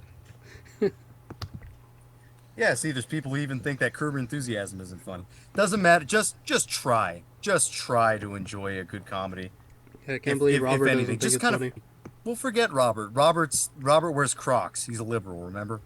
Oh, yeah. Yeah. Don't wear Crocs. And don't put Flare on your Crocs. You have Pokemon Flare on your Crocs? Are you kidding me? Yeah, one last thing I wanted to get out of the way before we move forward. I sent you guys, I think for the second time, and nobody responded. In the group chat, there was this kid with glasses, and he is dressed like Princess Bubblegum from Adventure Time. And he's like dancing around. And there's these like heart emoji things around him. And I thought it was funny. And I looked at some of the comments, and somebody's like, I haven't seen anything from Princess Bubblegum since this drop. They're like, how are we sure this isn't the real Princess Bubblegum? And then one guy's like, bro is gorgeous. I thought that was good.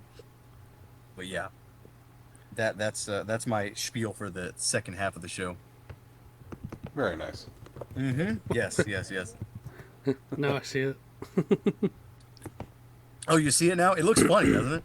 Yeah. Bro is gorgeous. True. Bro is gorgeous.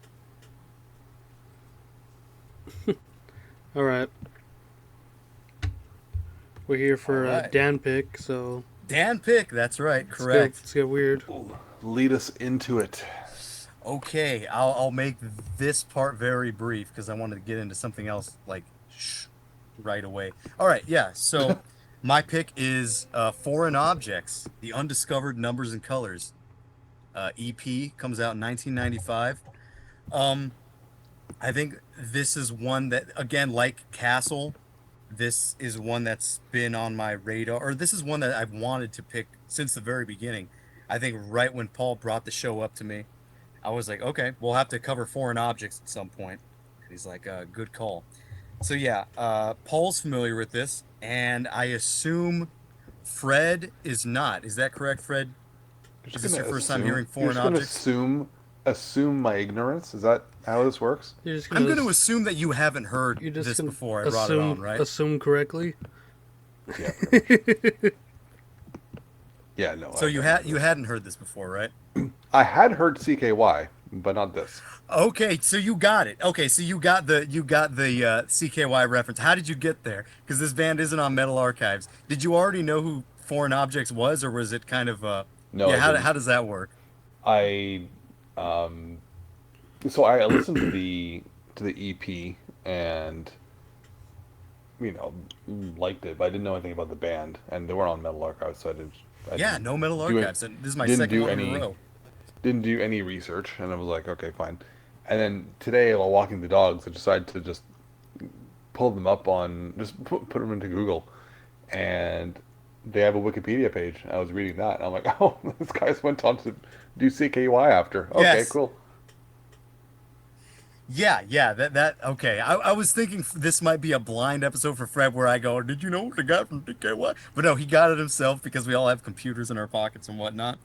Um, but yeah, so what was your initial reaction to this, or what do you make of this little EP from '95? Yeah, so my lack of words to describe it reflect just how clueless I am when it comes to shit that's even remotely outside of metal. But I'm I don't think surprised this this is. is. I don't think it's that outside of metal though. Well, I that's think the thing, right? it presents I'm itself that way. surprised it But wasn't. I'm surprised it's not in Metal Archives because I've right? listened to this. I'm like, there's more than enough metal here that it should be included in there. But that said, I don't really know how to describe what kind of metal it is. Is it like what? It's kind of thrashy, kind of death, but kind of prog at the same time. It's like technical Kinda, yeah, prog. yes. But I liked it. It was different. It's not something I it would is normally. it is normally very hear. different. No. I don't think this is Well, I think I want to hear from Paul first before we totally get into it. Paul, what do you have to say about the Undiscovered Numbers and Colors 13-minute EP here? Nailed it on the head. It's too short. It's very short. It's so Yeah. good. It's so short, but I can't say that the band didn't leave us with any more material, even with under this name. But this kind of brings it back to what I said at the beginning of vocals like turning me off, and that album that Foreign Objects came out with, the one with like the astronaut on it. Yeah, that one sucks. I don't like that so one. bad. The vocals Yeah, I are do not bad. like that one. I couldn't even like I was hearing the riffs during when the vocals weren't there's no singing. Yeah. And I was like, oh yeah, this is good, but then they would just go off and I was like, oh, I can't get through this, like what's wrong? Because he was doing Foreign Objects in 95, doing CKY like 99, 98, Yeah. and yeah. vocals sound great for both of those projects, and it's like what happened in the middle? I think that one came out like '06, right? The album. I don't know. I think it came out later than that. I think it came out it must have come out later than that. Yeah, but it's just so like that album was But just so you bad. are talking but- about the one with like the alien and the astronaut, right? Yeah. Like Yeah, that one's- I didn't bother coming back to that just because I remember it being so not good. Yeah, and even the whole like what the instrumentals were doing was completely different. Also, from what I heard, compared to this EP, or is it a demo or it's EP, right? It's an EP. Yeah. Yeah. Just compared to that, like, cause this was like, I don't know, man. It's like you can hear certain parts of bands in there. Like I was hearing like Death and Voivod and shit like that. But then it's sort of unique on its own too.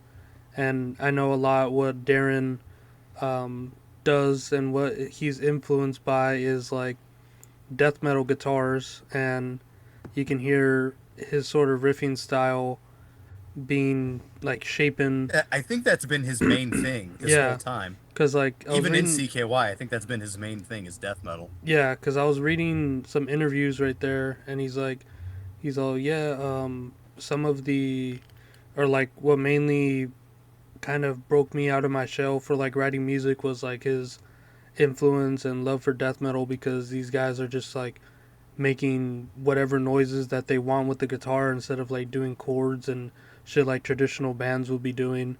They're like doing a lot of chromatic, melodic notes, and then as well as like string skipping shit and just a lot of death metal techniques. But he just shaped it into a more like accessible direction, which is like so awesome. Like if there's a rock band that does that and it actually cares about the components rather than like structures of songs like verse chorus, like these guys do too, but also have like an interesting creative like components to those verses and choruses, is like the perfect rock band for me. And that's what CKY is like, all the way from like their 4 album run that they did is just like fantastic peak music, honestly. Yeah, I agree. CKY was awesome. But yeah, I think in regards to this release though, it's like he wasn't so um, I guess tied to the idea of being accessible, because a lot of this shit is just like so like technically varied. And what I really love about this band and CKY is the drumming in here. There's a lot of like certain part riffs where he'll do a completely different drum beat from the beginning of it, and then when it wraps up into another rhythm, he'll do like a fucking dance beat over, and it's so good. Yeah. That's like that's what always stuck out to me. And like the vocals on here are perfect too. I love the cover of this album or the EP. I love the lyrics that I can hear him saying. He's just like basically like some like sci-fi stories, and it's like that's kind of what CKY was. It was just kind of like not necessarily sci-fi, but definitely like conceptual songs that you don't normally hear in rock. Yeah, so Darren and Jess were basically the two members in this band at this time in '95, and they were both in high school. Um, and I was watching a little guitar demonstration video from Darren where he was playing one of the songs from the second Foreign Objects album. Doesn't he not have a like E string, like I that last don't, string?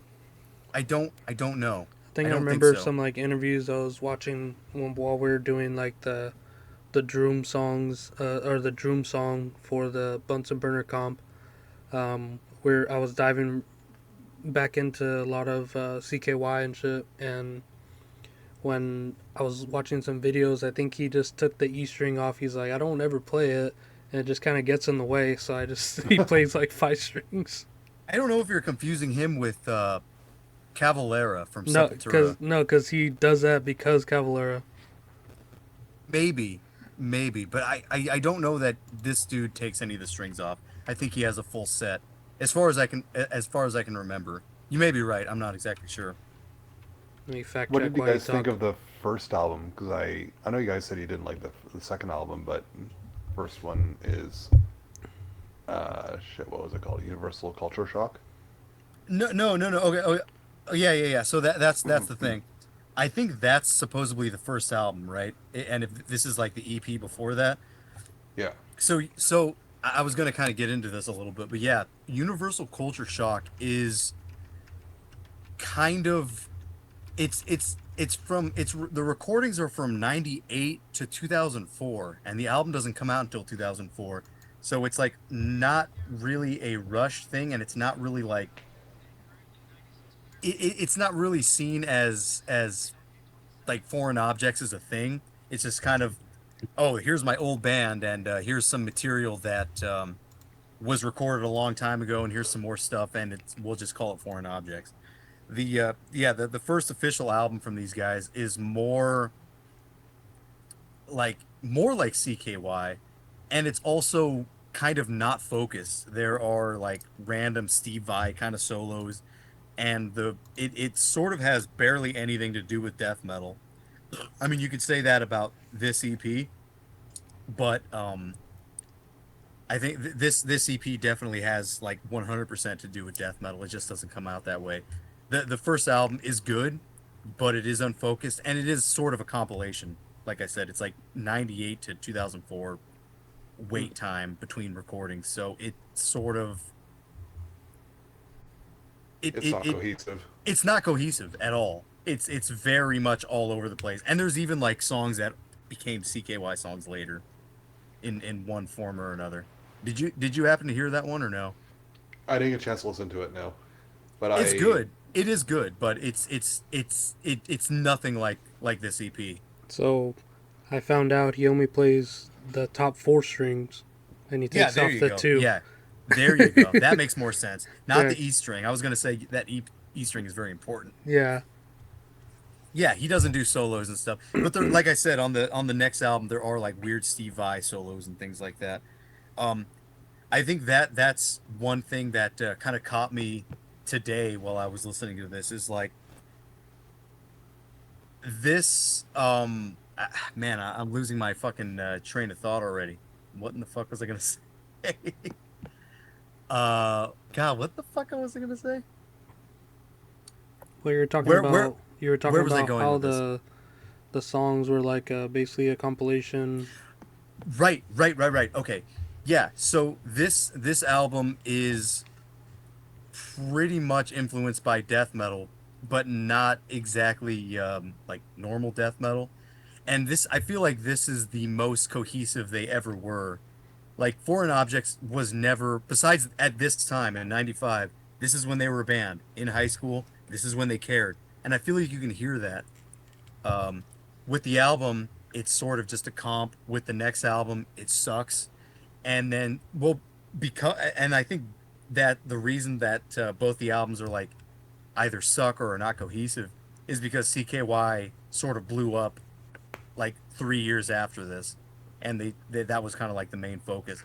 But this is the EP where this band is the main focus, and like I was about to say, Darren was doing like this demonstration guitar video, and he mentions that the beginning of CKY, he was really influenced by death metal bands that were taking the genre into a new direction. And what he said was like making new atmospheres.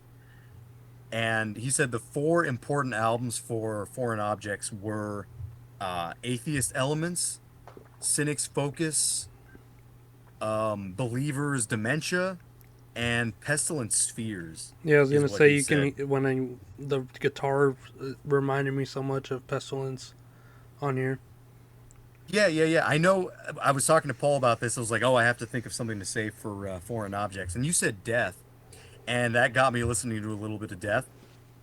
And the one that mostly resembles this is the individual thought patterns, but not exactly. Like that's basically a metal. Like this doesn't feel that metal. This honestly feels like he had the death metal idea, but these kind of came out as pop songs. Do you Yeah, guys kind of see what I mean by that? Because there's a little not bit, any yeah. blasting, there's no fast parts, there's not a whole lot of actual metal yeah, it's really here. accessible. It's extremely accessible, and the riffs. I was going to bring up this point too about sort of prog metal, or just prog music in general. Like we all know that progressive rock is supposed to be like, oh, we're moving the genre forward. And I forget, I think maybe Frank Zappa said this about like Yes and Jethro Tull. He's like, well, how exactly is it moving the genre forward if all these bands kind of sound the same?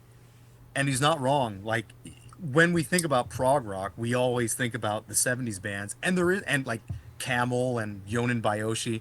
I know I'm like throwing out a random name, just from Japan, but we know what that means. Like prog rock has a sound, and when it comes to technical death metal, which is where this probably falls into, you know, given the albums that Darren talks about, we know that progressive death metal or technical death metal from the 90s has a particular sound, and that used to be like one of my favorite genres. And I think that's sort of been lost on me a little bit because it's hard to find newer stuff that just doesn't sound like, you know, the same kind of stuff that I just mentioned, and death and all that's, you know, hell witch, whatever. Well, it's funny too that you're saying that this kind of sounds like death, and when I was reading about it, foreign objects in general, I saw that James Murphy was doing guest solos, but not on this. No, the next one. Which is weird because I'm listening to this and I'm like, I could kind of see him working or playing on this, but no, apparently not. He is on the album, which you were saying sounds a bit more of a mishmash of things, but Yeah. like I could kind of, he could have fit into this. Yeah. James Murphy. Well, Fred's familiar. I'm sure, Paul, you remember the name James Murphy, Cancer, Disincarnate Obituary. Yeah. But yeah, he was a big part of the official album in like 2004. I think he provided like some guitar solos and did some engineering and things like that. You know, I'll get into this a little bit more, but I think the last thing that I was kind of touching on was the kind of, what would even be the word, like the way some of these like tech death bands from the 90s sound all alike. I forget what the word, like generic a little bit there, because we know that there is a prog rock sound from the 70s. Yeah, there's like a sound to emulate. There's even from like when you think 90s technical death metal, you kind of know what to expect, right? Yeah.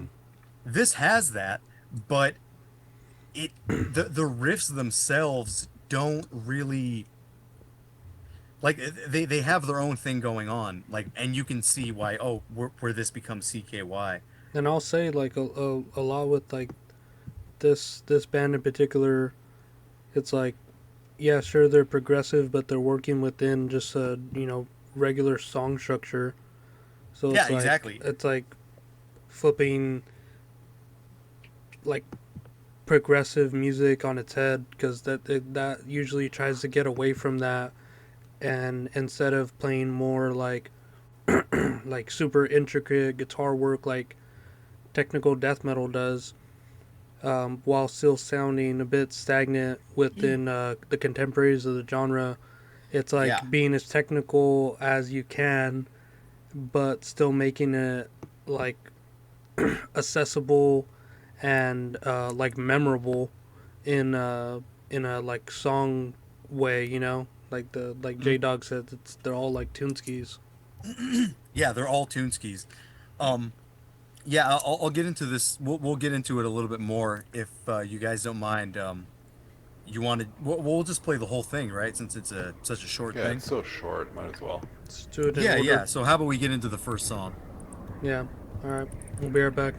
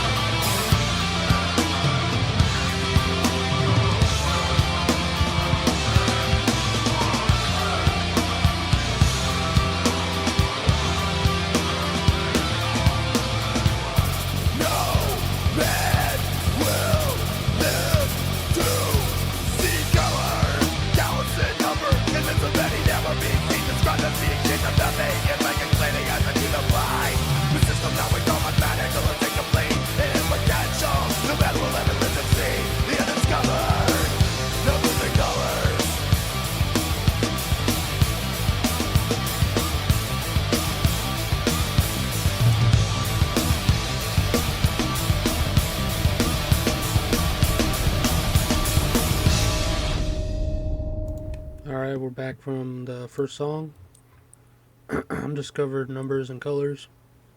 Yeah, relatively Yeah. short track. They all feel like that, They're all pretty short, yeah. and Yeah, that's I probably the guess that's longest maybe what one. makes them feel like radio songs. No, but like that huge like break in the middle, that was like just reminded me of Cynic, even though they sort of don't do anything like that. And like you said, you don't really hear any like technical death metal bands doing sections like that. No, not at all. I mean, I I guess I can give some praise to Cynic, whether you like them or not. Focus is a really what does that come out in 93? That album is so fucking original sounding. And Mm. I totally see. Well, yeah, they said Focus, or Darren said Focus was like a huge influence for Foreign Objects. And I think that was just like the introduction of jazz fusion into metal genres, because that's basically kind of what the album is, but just in Yeah, a more yeah, metal context, or having more metal voicings in that music. yeah. Maybe similar to Cynic, if I'm remembering what Focus sounds like, particularly. There wasn't a whole lot. There was a little bit in this song, but not a whole lot of tremolo stuff, and it basically stays slow. I mean, there are like interesting changes and weird kind of riffing ideas there, but it doesn't really speed up too much, and it doesn't. It's not abrasive at all. I think that's what Darren meant when he sort of said like bringing a different kind of atmosphere into metal. Like it's definitely grooving and it's definitely like good music, but Mm. it sort of puts itself off from death metal, even though it has the kind of harsh vocals and like just sort of strange guitar riffs. It, Well, it does, and it doesn't push itself away from death metal because I could kind of see it fitting in with, well, again, you said Cynic, but like Midian, Death, Pestilence, and Atheist. but I think all those bands sound like stepping stones to get this to this like fusion of what this band's doing, and I don't really hear any other bands contemporary or afterward that sound like this. Like even CKY is um I wouldn't say dumbing it down, but a little bit more pop oriented than this one is for sure. Because I think I keep saying that they're making this accessible, but I don't think to like the general music listener, more to like people who are already invested in metal and wanting to hear something that could be done with it. Yeah, sort of, right? Because like it does feel like, I hate this term, but like outsider death metal. It's like someone who has never heard death metal. This is what it would come out as. It has a bit more reasonable musicality in terms of it catchiness, for lack of a better term, I guess. And it it doesn't have the same ferocity we'd expect. It does have that technicality to it, which is why, like, second album, third album, Atheist kind of like sprung to my mind a bit. But And I'll say too, like, well, also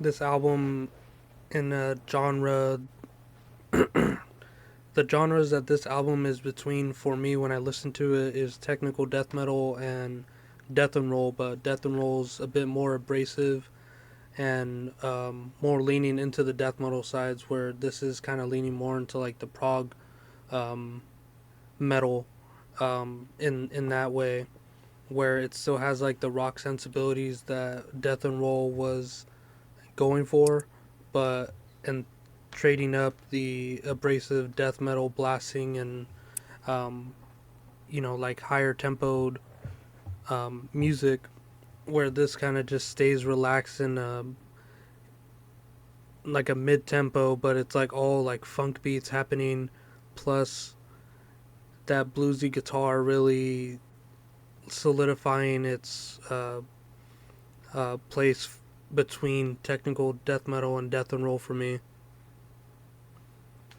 Yeah, it's got kind of the blues thing going on, but not in a way that most people would recognize. It just is catchy. Yeah, Yeah, Um, because like that whole they're not in your face about it. like that outro riff that played like maybe 16 times was definitely a bluesy riff, but like who plays that shit that many times?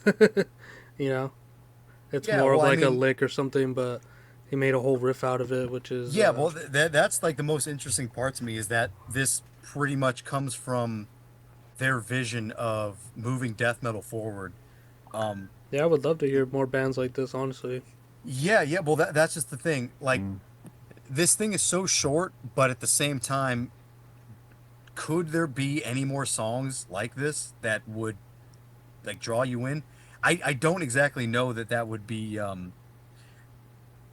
that would be even feasible. Like one thing that you said, Paul, is that it sort of stays technical within this context of like being a radio friendly kind of thing. Um, that I think that's true too. Like if you listen to any of the riffs, none of them are like Filler or generic anything. in any sense of the word. There's like nothing going on that's like, oh, this is just the rhythm part. Everything is very meticulously like put Yeah, like together. even the bass Yeah. is like playing in a real like staccato way in the beginning to like really drive that rhythm um, during that section, and it's like you would normally just have like a bass following the riff or just laying the foundation for it, but he's doing it like in a funk way where it's like don't really Yeah, emphasizing the drumming in there. yeah. I mean, maybe that's why CKY like was where they were. Well, like you listen to like interviews from Darren, and you see like the T-shirts he wears on stage and like in music videos and things. He's got like immolation and death and Or even the just band he's also playing in now, you know. yeah, yeah. Right now, I don't even know if you knew this, Fred. He's actually doing the vocals for Malevolent Creation for their Oh live no, I didn't shit. know that. Yeah, yeah, yeah. So I think death metal has always been his like go-to. Because I remember there was a an interview where he's talking about like foreign objects and all his other bands, and basically what he says is like he wanted to make music that would kind of be a career path. So he did this band. Didn't he He have like talked a to some rec. didn't he have like a grunge band too? Because he was Yeah, like trying to exactly. get Yeah, that. it's exactly where I was going. Like he had this band, somebody that he knew at, I believe it was Earache. He was friends with somebody from Earache, and they said this isn't gonna do anything. The this kind of stuff is dead. And he's like, they're like grunge is in right now. So he tried to do a grunge band, that didn't work out, and then he figured, he's like, what if I could write anything that I wanted, but it would be popular? And then that's kind of where CKY comes out. Yeah, which is pretty much Yeah. what death metal guitar is. It's like just playing fucking anything that you want and making it into a song. Mm-hmm. But yeah, these guys seem more focused on even from here, where this band is like totally focused. It seems more focused on kind of just making songs. And I think, Paul, you said there wasn't a whole lot of bands, or there wasn't really anybody that you can think of that kind of compromises with this.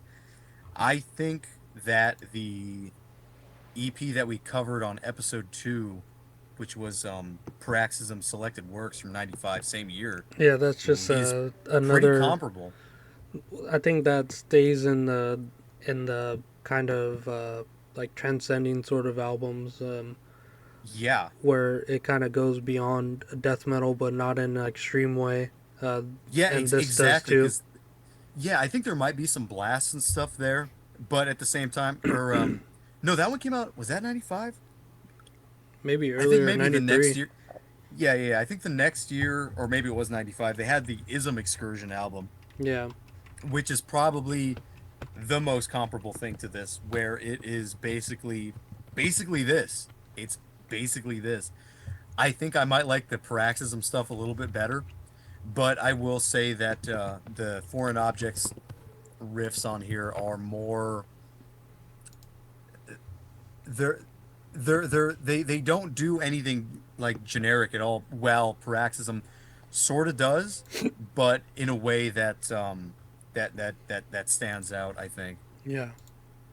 and maybe even the Dan Swano Moon Tower album, but that wasn't very good. I personally didn't like that one. Yeah, I know that's like comparable to and these then two. it kind of does a contradicting idea of like how to move forward, go back to the 70s where bands are already beyond where music is today in a progressive way, to be progressive rather than like coming up with something like they did. Mm-hmm. Yeah, I think that brings up another point I was thinking of too, where it's like, if this were to come out today, I would be extremely impressed. Yeah. But it's from '95, and I don't think death metal people have heard this. I don't think people know what this is, just because it is like a pre CKY kind of little project. Yeah, and Darren just has like a million bands now, so this is probably just another one to them. Mm-hmm. Like World Under Blood and 96 Bitter Beans and a couple other ones. Yeah, but I feel like a lot of those were okay.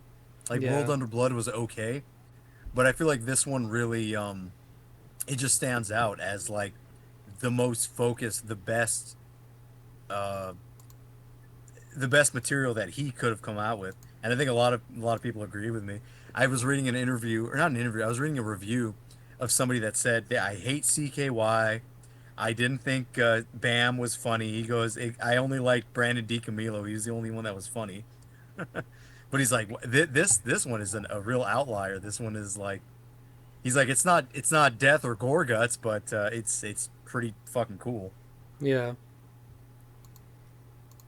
And I think that comparison to Praxism's like really spot on, because a lot of the riffing in there is kind of just like lead, like melodic lines, kind of like this one is. It's like the leads are the riffs. The other stuff is kind of just backing. Yeah.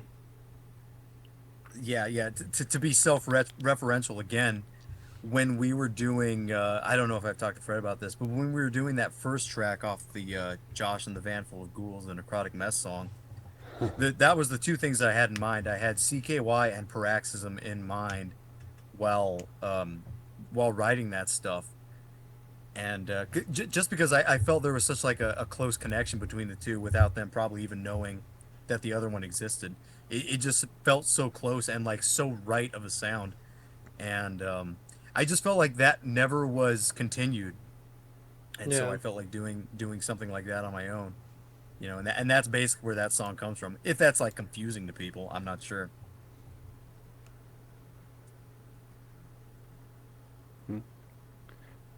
No, it makes sense to me. I think Paroxysm is.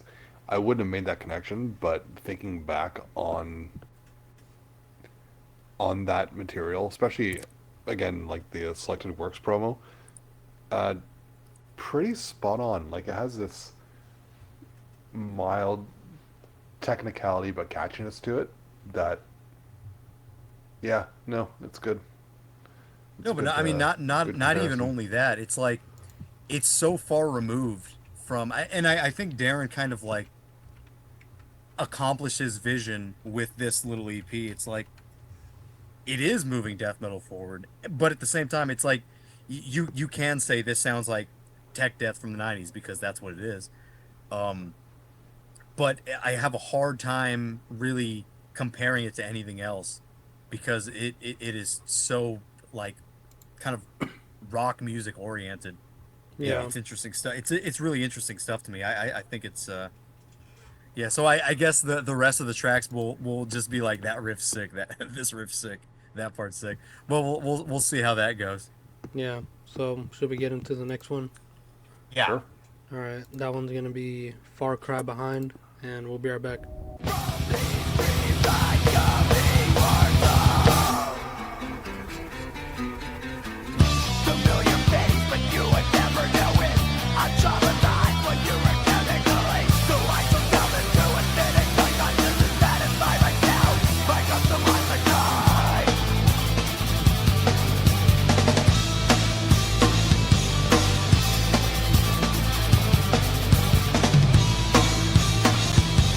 Far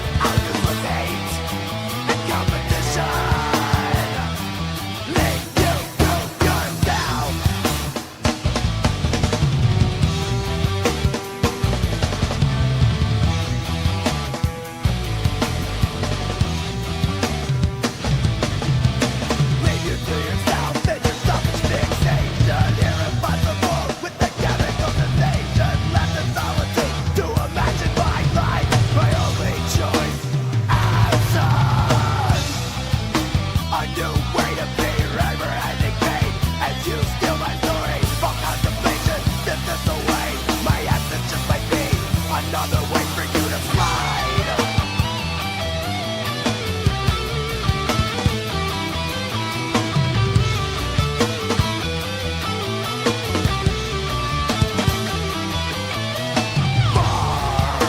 A far cry behind. You have admitted that you are a fool, but I am gone. Gone.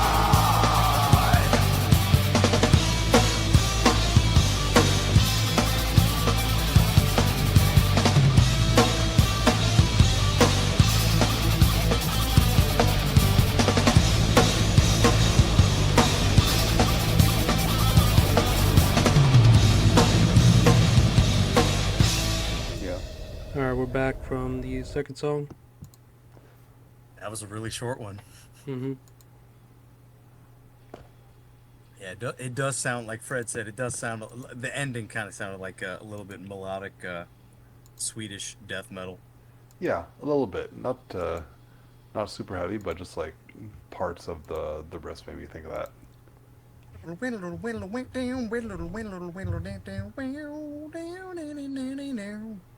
It feels like this is what Control Denied should have been.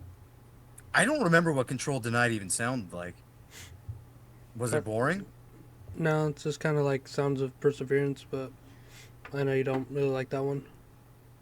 No, I like all the death stuff. Like, I pretty much remember what all the death stuff sounds like, but not Control Denied. Uh, were you a fan of that at all, Fred? Control Denied? No, not really. I don't remember what it sounds like at all. It's been a long ass time for me.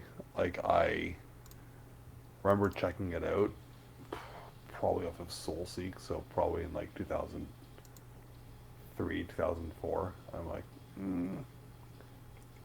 I'd rather, yeah.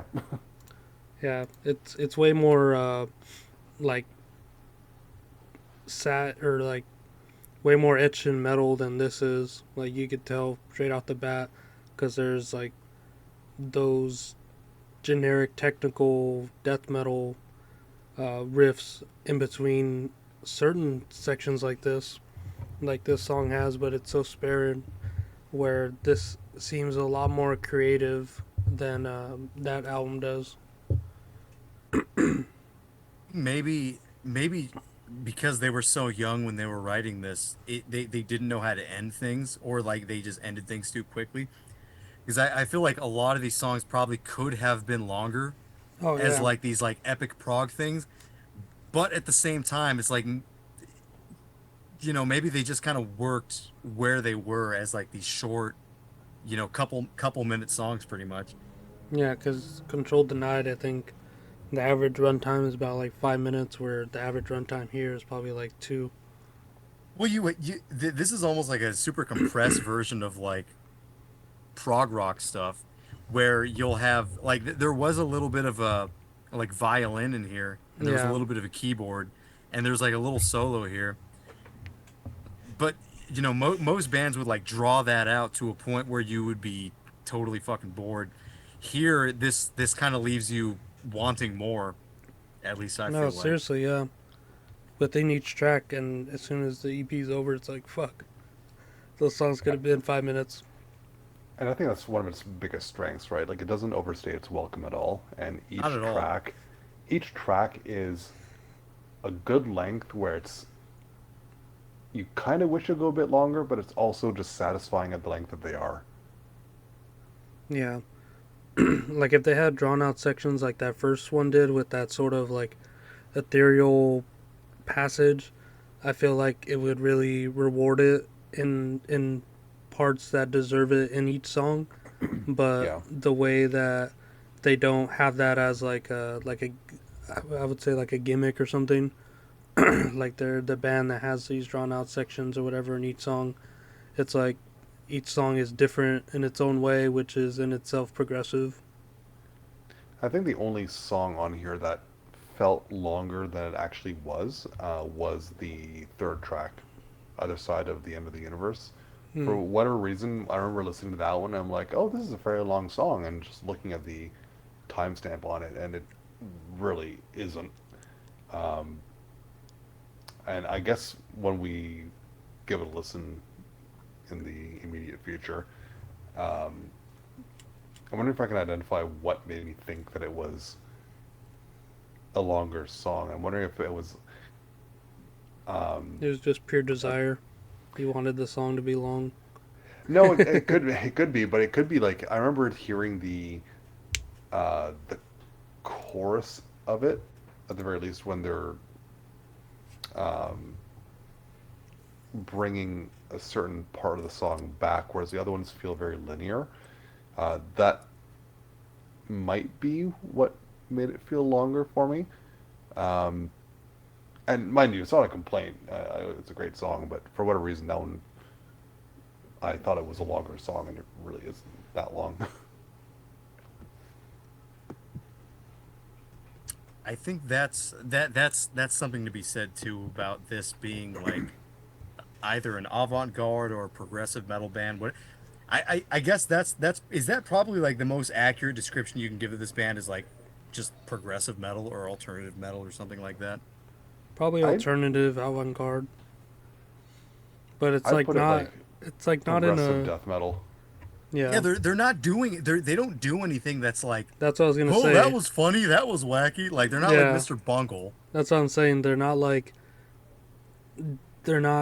striving for it to be avant-garde, but it is still ahead of its time. But it also doesn't feel like they're striving to be. Maybe that's because of the age of the guys and like their own like abilities at the time. But it doesn't feel at all like they're trying to show off. It kind of just feels like these are good songs.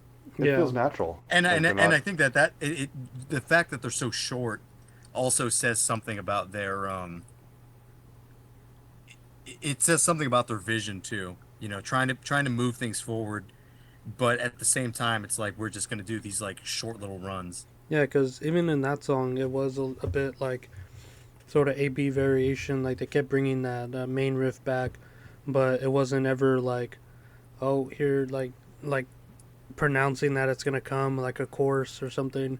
It's just like, yeah, they're just gonna play that awesome part because it's awesome and bring it back as many times as it's needed, without wearing down the listener. Yeah, apparently this is the hit from Foreign Object. This is the one that everybody likes. Everyone's like, that's a great solo. Far Cry Behind. Far Cry Behind. I think that was the song that was like featured in the little mini documentary if you have the CKY DVD. It was like How to Rob a House and then the CKY documentary on like part 3 or something. Yeah, should we check out the next song? 'Cause this is probably the second longest song. This one's relatively long. See what we have to say about this. Yeah. Let's do it. All right, we'll be right back.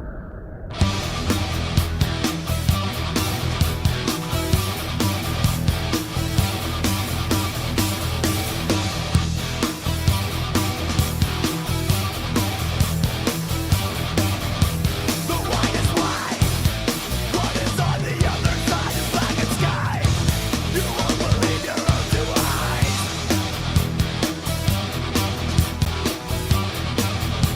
The highest high.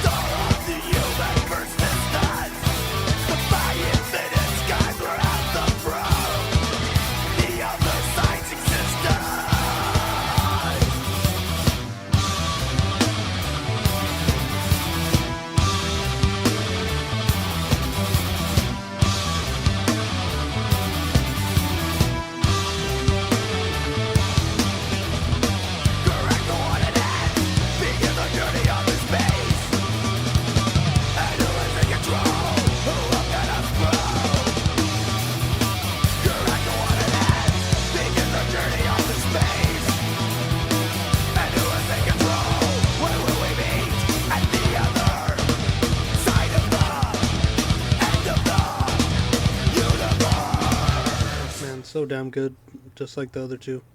We're back. Yep. I think this one's Yeah. the catchiest of the entire It album. definitely the is. entire Did EP. yeah? What did you guys think of that little breakdown thing? But it had a bunch of notes. It was like. Well, it's cool because like the drums are driving it the whole way too, doing that dance beat. It's like so Yeah. good. That was hear me out, the most boring part of the song, but it was necessary because it stitched the opening and the ending so well together.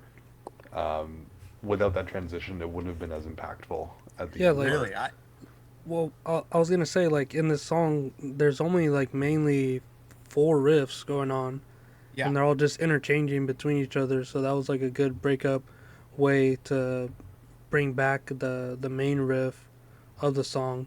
But I think that part in itself was just awesome too. And I think that's Yeah, what made that's me like- think that's like this my favorite song was part. longer too, right? That when they bring back that first riff and they do repeat some of the lyrics, for whatever reason, when I was listening to it the couple times I did, that just made the song feel like, because it looped back so well, it just made it feel longer than the rest.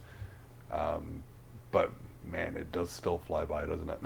Yeah. they yeah. all These do. songs all fly by, but they're really good. I think that's the part that brings you to listen to this one a bunch of times because it is very good, but it is very short. Yeah. Yeah, the fucking riff that the main one, the journey to outer space, down, bam, bam. And I Like love, you like, have the during- little rock part, but God, it drives. During that first part where they bring that riff in, they play it for like just the first time, like in an odd time signature where they have like the tail end of the riff like repeat another 4 or 5 times, and then they bring back the riff and never do that again. It's like it's so good, like such a great transition to get to the second riff, and it's just like in a really innovative way where there's not really much stop start sort of movements in the band as a whole. Like sure, the guitars are doing a lot of stop start riffing, but the drums just kind of keep it along the whole way. Yeah, you kind of don't even notice that. Yeah, it's just like doing its own rhythm on its own, and then I'm sure you guys heard the bass on like that outro. It was just kind of doing its own like melodic leads too, which is just like so nice to hear. And then that synth in the background that's appearing in like every song is just like so great. It's subtle enough to where it doesn't overtake anything. Like the guitar is always the main part of this thing. Yeah, like in that second song, like there's almost like dungeon synth moments where it's just like feeling so like grandiose and epic, but the main riff was like keeping it grounded, and it didn't go on its own. It was just like accenting those parts where it was needed. I think that very first opening riff is I don't know that there's any tech death thing. That's the interesting thing about this band is like the tech death stuff was kind of just that, being it like technical for technical's sake, and not to say that some of that any of that stuff was like bad, because I really like a lot of that shit, but that very first riff, I don't know any other tech death band that had one that catchy. It's like I don't know. It's for 95. It's extremely impressive. Again, like I said, I would be really impressed if this came out today. But yeah, that's why I brought it on. It's fucking sort of a forgotten, kind Probably of just classic overlooked. thing. It's just overlooked, yeah, and it's weird that this band isn't on Metal Archives. I mean, maybe the later stuff wasn't metal enough, but this one, yeah, this one's like heavy metal enough. I don't see why it would not be allowed on Metal Archives. They're a metal Yeah. band. I would have let it in. Yeah, let them in. The Let 'em main, in. I think the main thing is there's not a lot of aggression in the sense of like tremolos or blast beats or anything that would be considered like this is death metal. That's how you know it's death metal. Because I feel like if you put this on at a party, nobody would really even notice too much.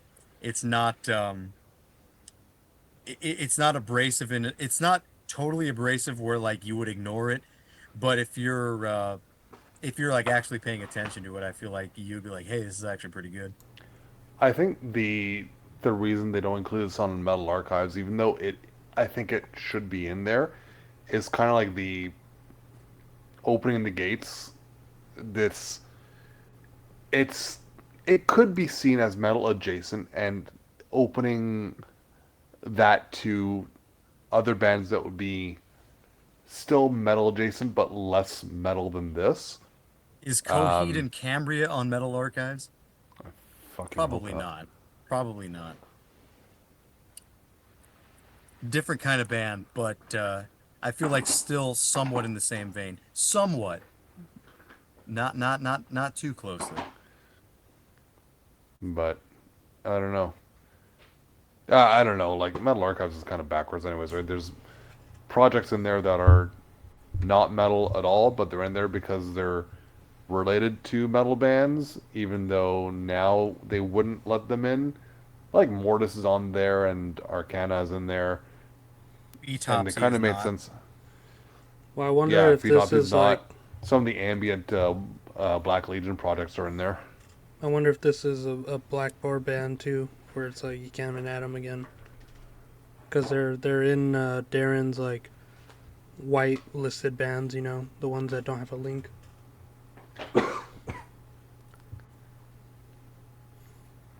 But yeah, Well, all I know is I kind of want to listen to CKY now. dude, it's awesome. But we're not through with the foreign objects, so Yeah, let's get Damn yeah, right. yeah. When it comes to CKY, I would say first four. j- uh the last one I wasn't like super The Carver into. City, not Phoenix. No. The Culver City, I wasn't super into. I was super into. I think the best one is probably Infiltrate. What is it called? Yeah, the second Infiltrate, one. Destroy, Rebuild. Yeah, the second one is probably the best. Like the best representation of like a like mainstream rock band that's actually really good. Yeah, First one's experimental.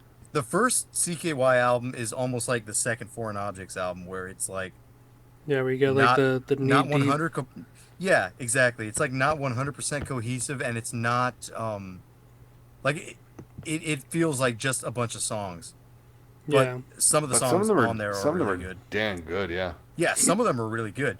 I mean, I don't know if we've talked about this band before, like way early on. And did you know that, Fred, that the CKY dude was like mainly a death metal person?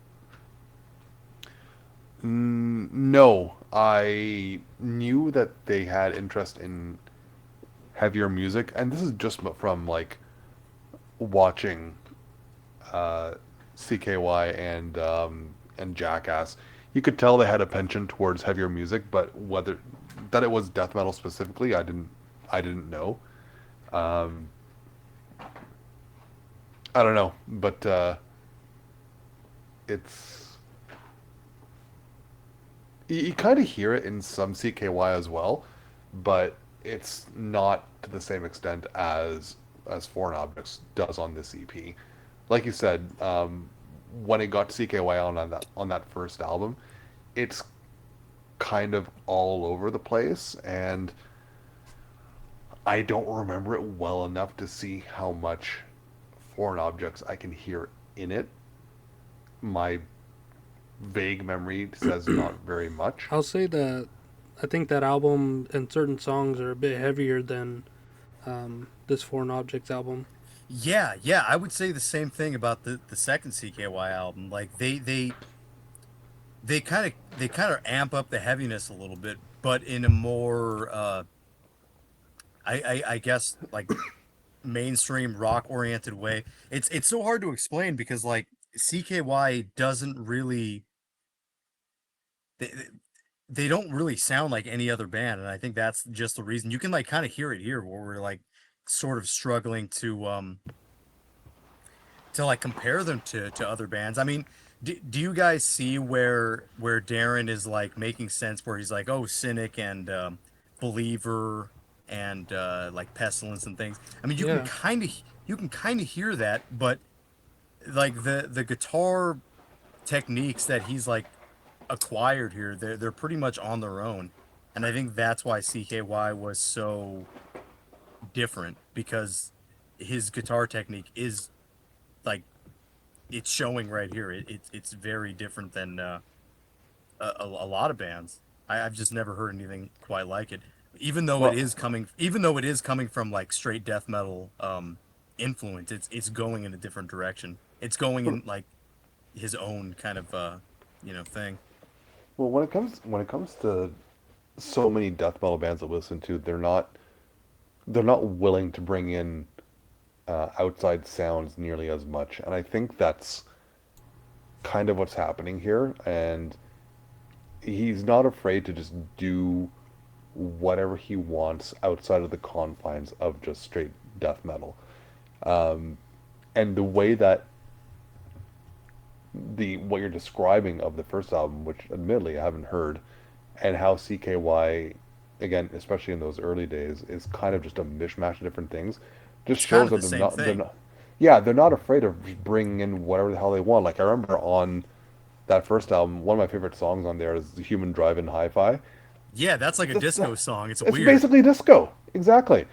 So, like, just the fact that they're not afraid of stepping outside the bounds of what we traditionally consider death metal is what makes it so eclectic compared to, let's use Malevolent Creation as an example. They stay in their lane the entire way through, right? Like they are death metal to the core. And you're not going to hear anything that isn't when you're listening to them. Yeah. Yeah, well, I think that's just the thing about this particular release too. I don't think it's that eclectic actually. I kind of hear one sound, and it is this guitarist basic idea, which Yeah, goes on to no, be CKY. You know what I mean? no, I agree. This particular release isn't like doesn't have a million different things going on, but just whatever they See, yeah, did do the volume wasn't one afraid to CKY. step You're right. outside. That one is a bit more eclectic, even though it still kind of sticks to the same sound, Yeah, yeah. like somewhat. Um, well, yeah, like even that track that we played earlier, that has a little bit to do with like Human Drive-In, where it's like that. How did it go? It's like den and it's like that's almost like that weird disco kind of feel that song kind of has. Yeah, but like what I meant is, although like that first or the early CKY is eclectic in terms of they do a bit of everything. This particular release, the Foreign Objects EP, while it might not be eclectic in terms of bringing a bunch of different things into the mix, it's eclectic for death metal. Like they, whatever sound they pulled together has sounds that you don't normally hear in death metal, and that's what makes it stand apart so much. And it might not be a million different things that they're pulling in, but whatever they did pull in, um, whether it's the progginess or whatever the hell you want to describe it as, it's just not something we hear in the majority of the death metal that we have. And Yeah, that's kind of what I meant by like this particular release being eclectic in that sense, as yeah, opposed to CKY, which is eclectic in that they do whatever the fuck they want all the time. This is rooted in death metal, but whatever other sounds they bring in are eclectic for death metal. Yeah, and yeah. It's I was gonna say, I go ahead, think a Paul. lot that has to do with like death metal as a foundation is just the extreme drumming that really shapes and brings context to a lot of music, um, rather than like this band playing basically just like funk and rock grooves the whole way through Mm-hmm. and throwing in those disco beats. It's like Yeah, if you were to recontextualize this with like blast beats, because there for sure is moments with those feelings that could um, necessitate that. Yeah, you could change this album and make it like an extreme death metal album. You definitely could. Yeah, so it's just like Yeah. I think a lot of like this was just like a great duo, the guitarist and the or Jess and Darren together, because they really made something on their own. Because if they would have played those parts that are expected of them, then it would just be like any other album. This Yeah. kind of will be out of left field, but for whatever reason, this is making me think of the very first Motorcycle album. You guys ever hear that? It's such a great album. It's kind of like I don't think so. psychedelic, kind of proggy rock metal. Um, I think the similarities between the two might be fairly superficial, but for whatever reason, like it's just make me think of that album. It's pretty good. Check it out. Yeah, I think you were right about Lobotomizer, that, it's called. Paul. Which one? Lobotomizer, Lobotomizer. I think you brought that one on before. I'll have to check that out. possibly. There's a song on there called Hogwash, which is fantastic. Yeah. I remember Hogwash. Okay, I do. Yeah. I know exactly what you're talking about. Yeah, I know it's a great album. Yeah, Paul, you were saying like Jess kind of doesn't do what's expected, and I think that's well, both of them don't do what's Yeah, expected. exactly. That's kind of what makes this like a total standout for me is that and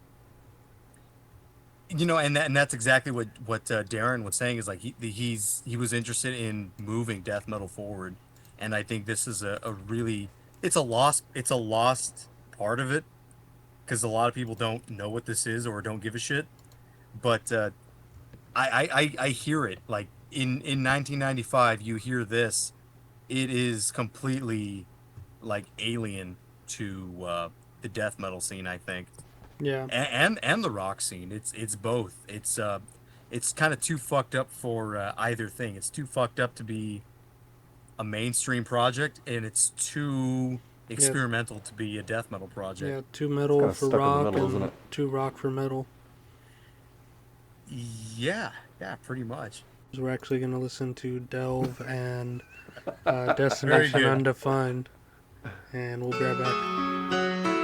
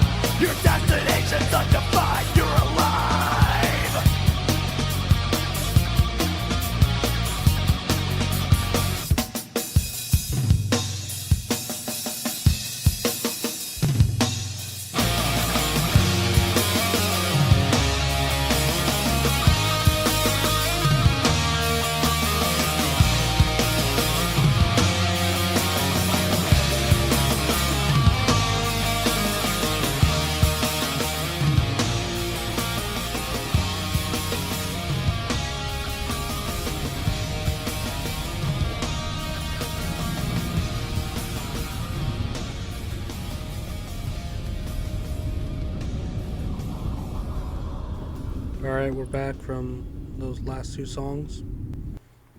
Probably the best song on the release for me, at least. Yeah, Wow. I think so too.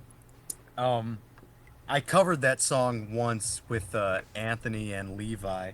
We didn't get to record it. That was back in our like cover days, 2015.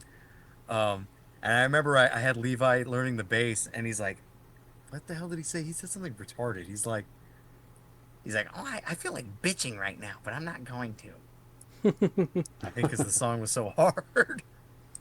Yeah, I think yeah. But yeah, that the song. opening I of that remember. It's song. definitely. What's that? I would say the opening of that song is great. I really like the outro part, but the middle part with the, I guess, cleaner vocals and it's a bit slower, kind of drags a bit. It does drag a little bit. I agree with that. But there's some great riffs besides that. I agree. Yeah, Yeah, that part does drag. Yeah, I Where was your gonna, destination is undefined. yeah, with we the get it. spoken We get word it. part. But Yeah, the that song, one.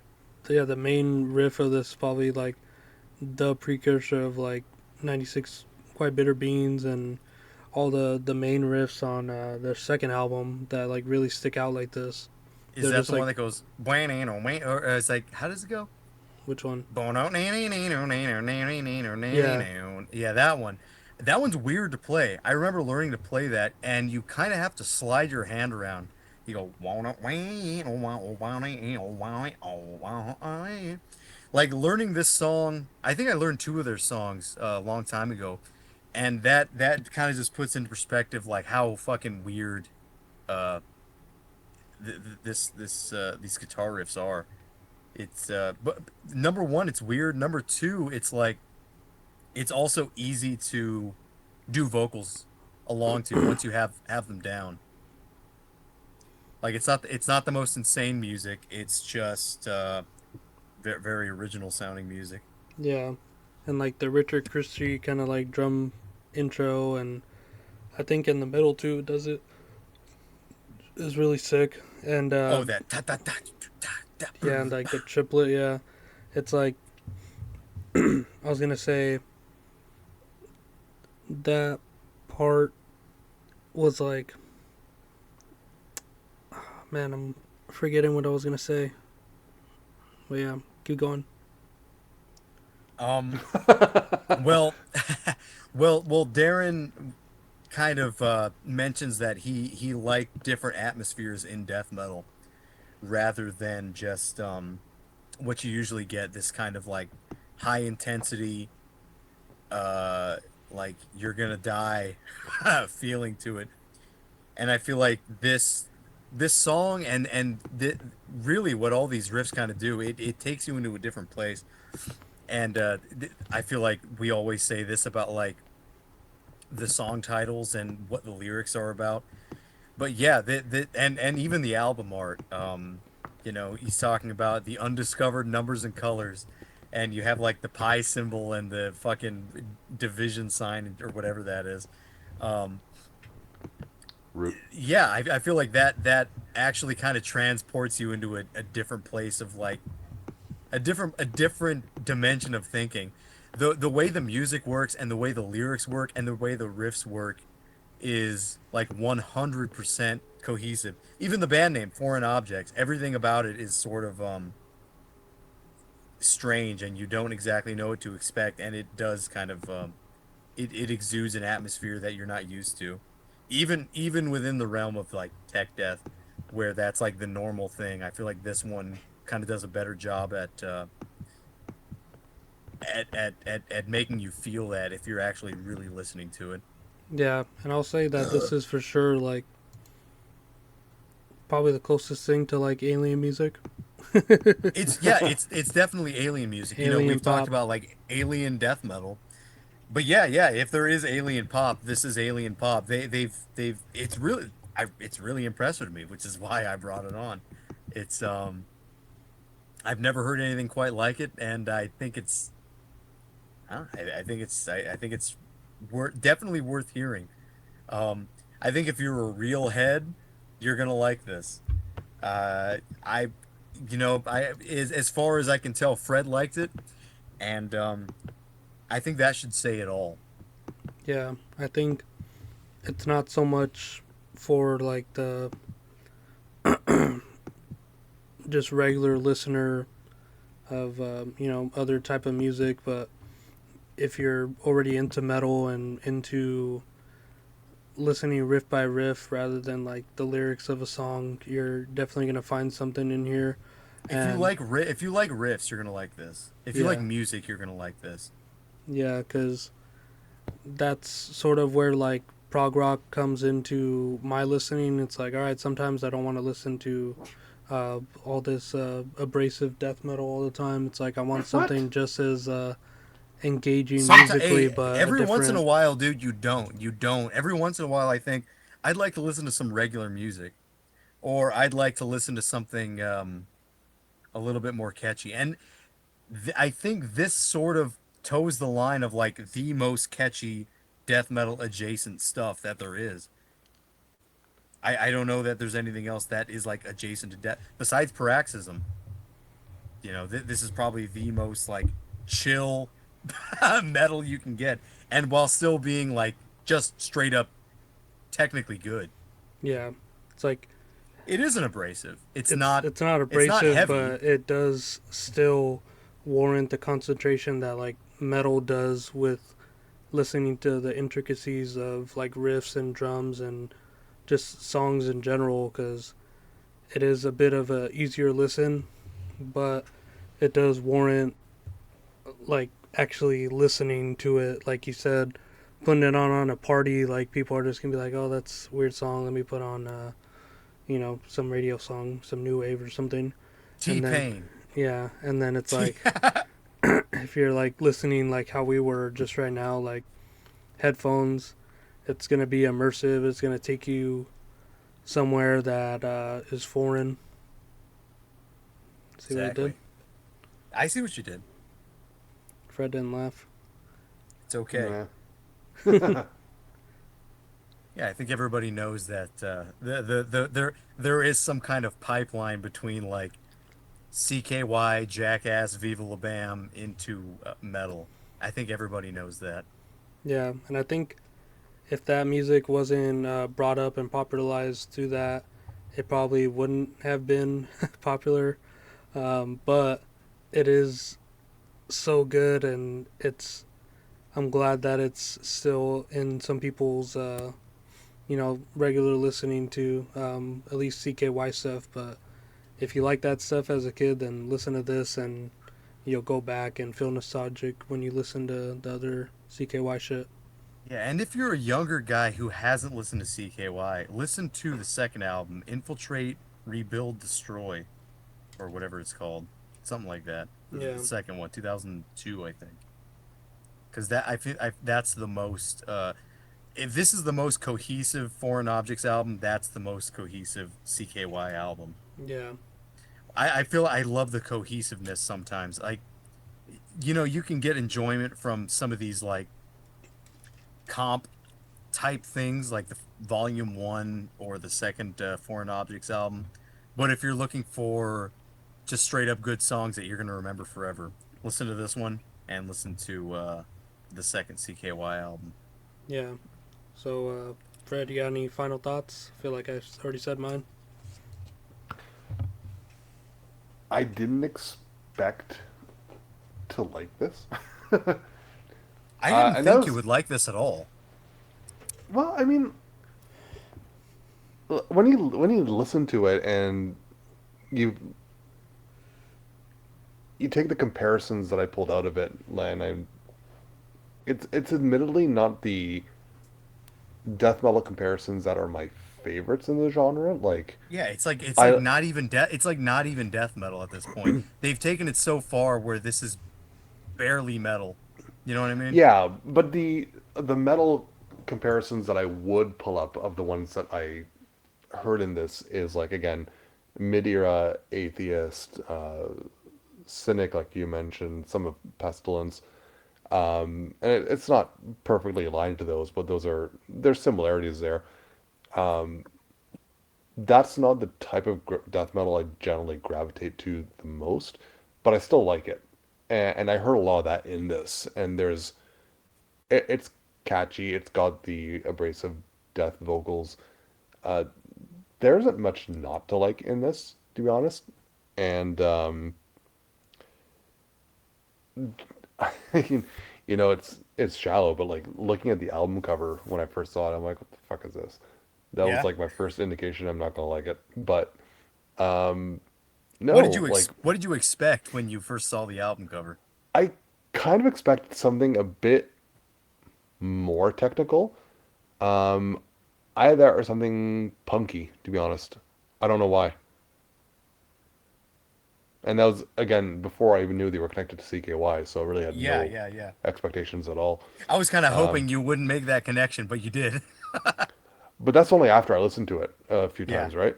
So my initial impressions of it were completely independent of CKY, and I still liked it. So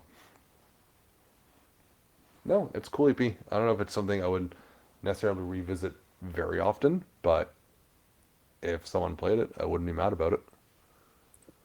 Yeah, if somebody brought up CKY, he's like, "Hey, have you heard this dude?"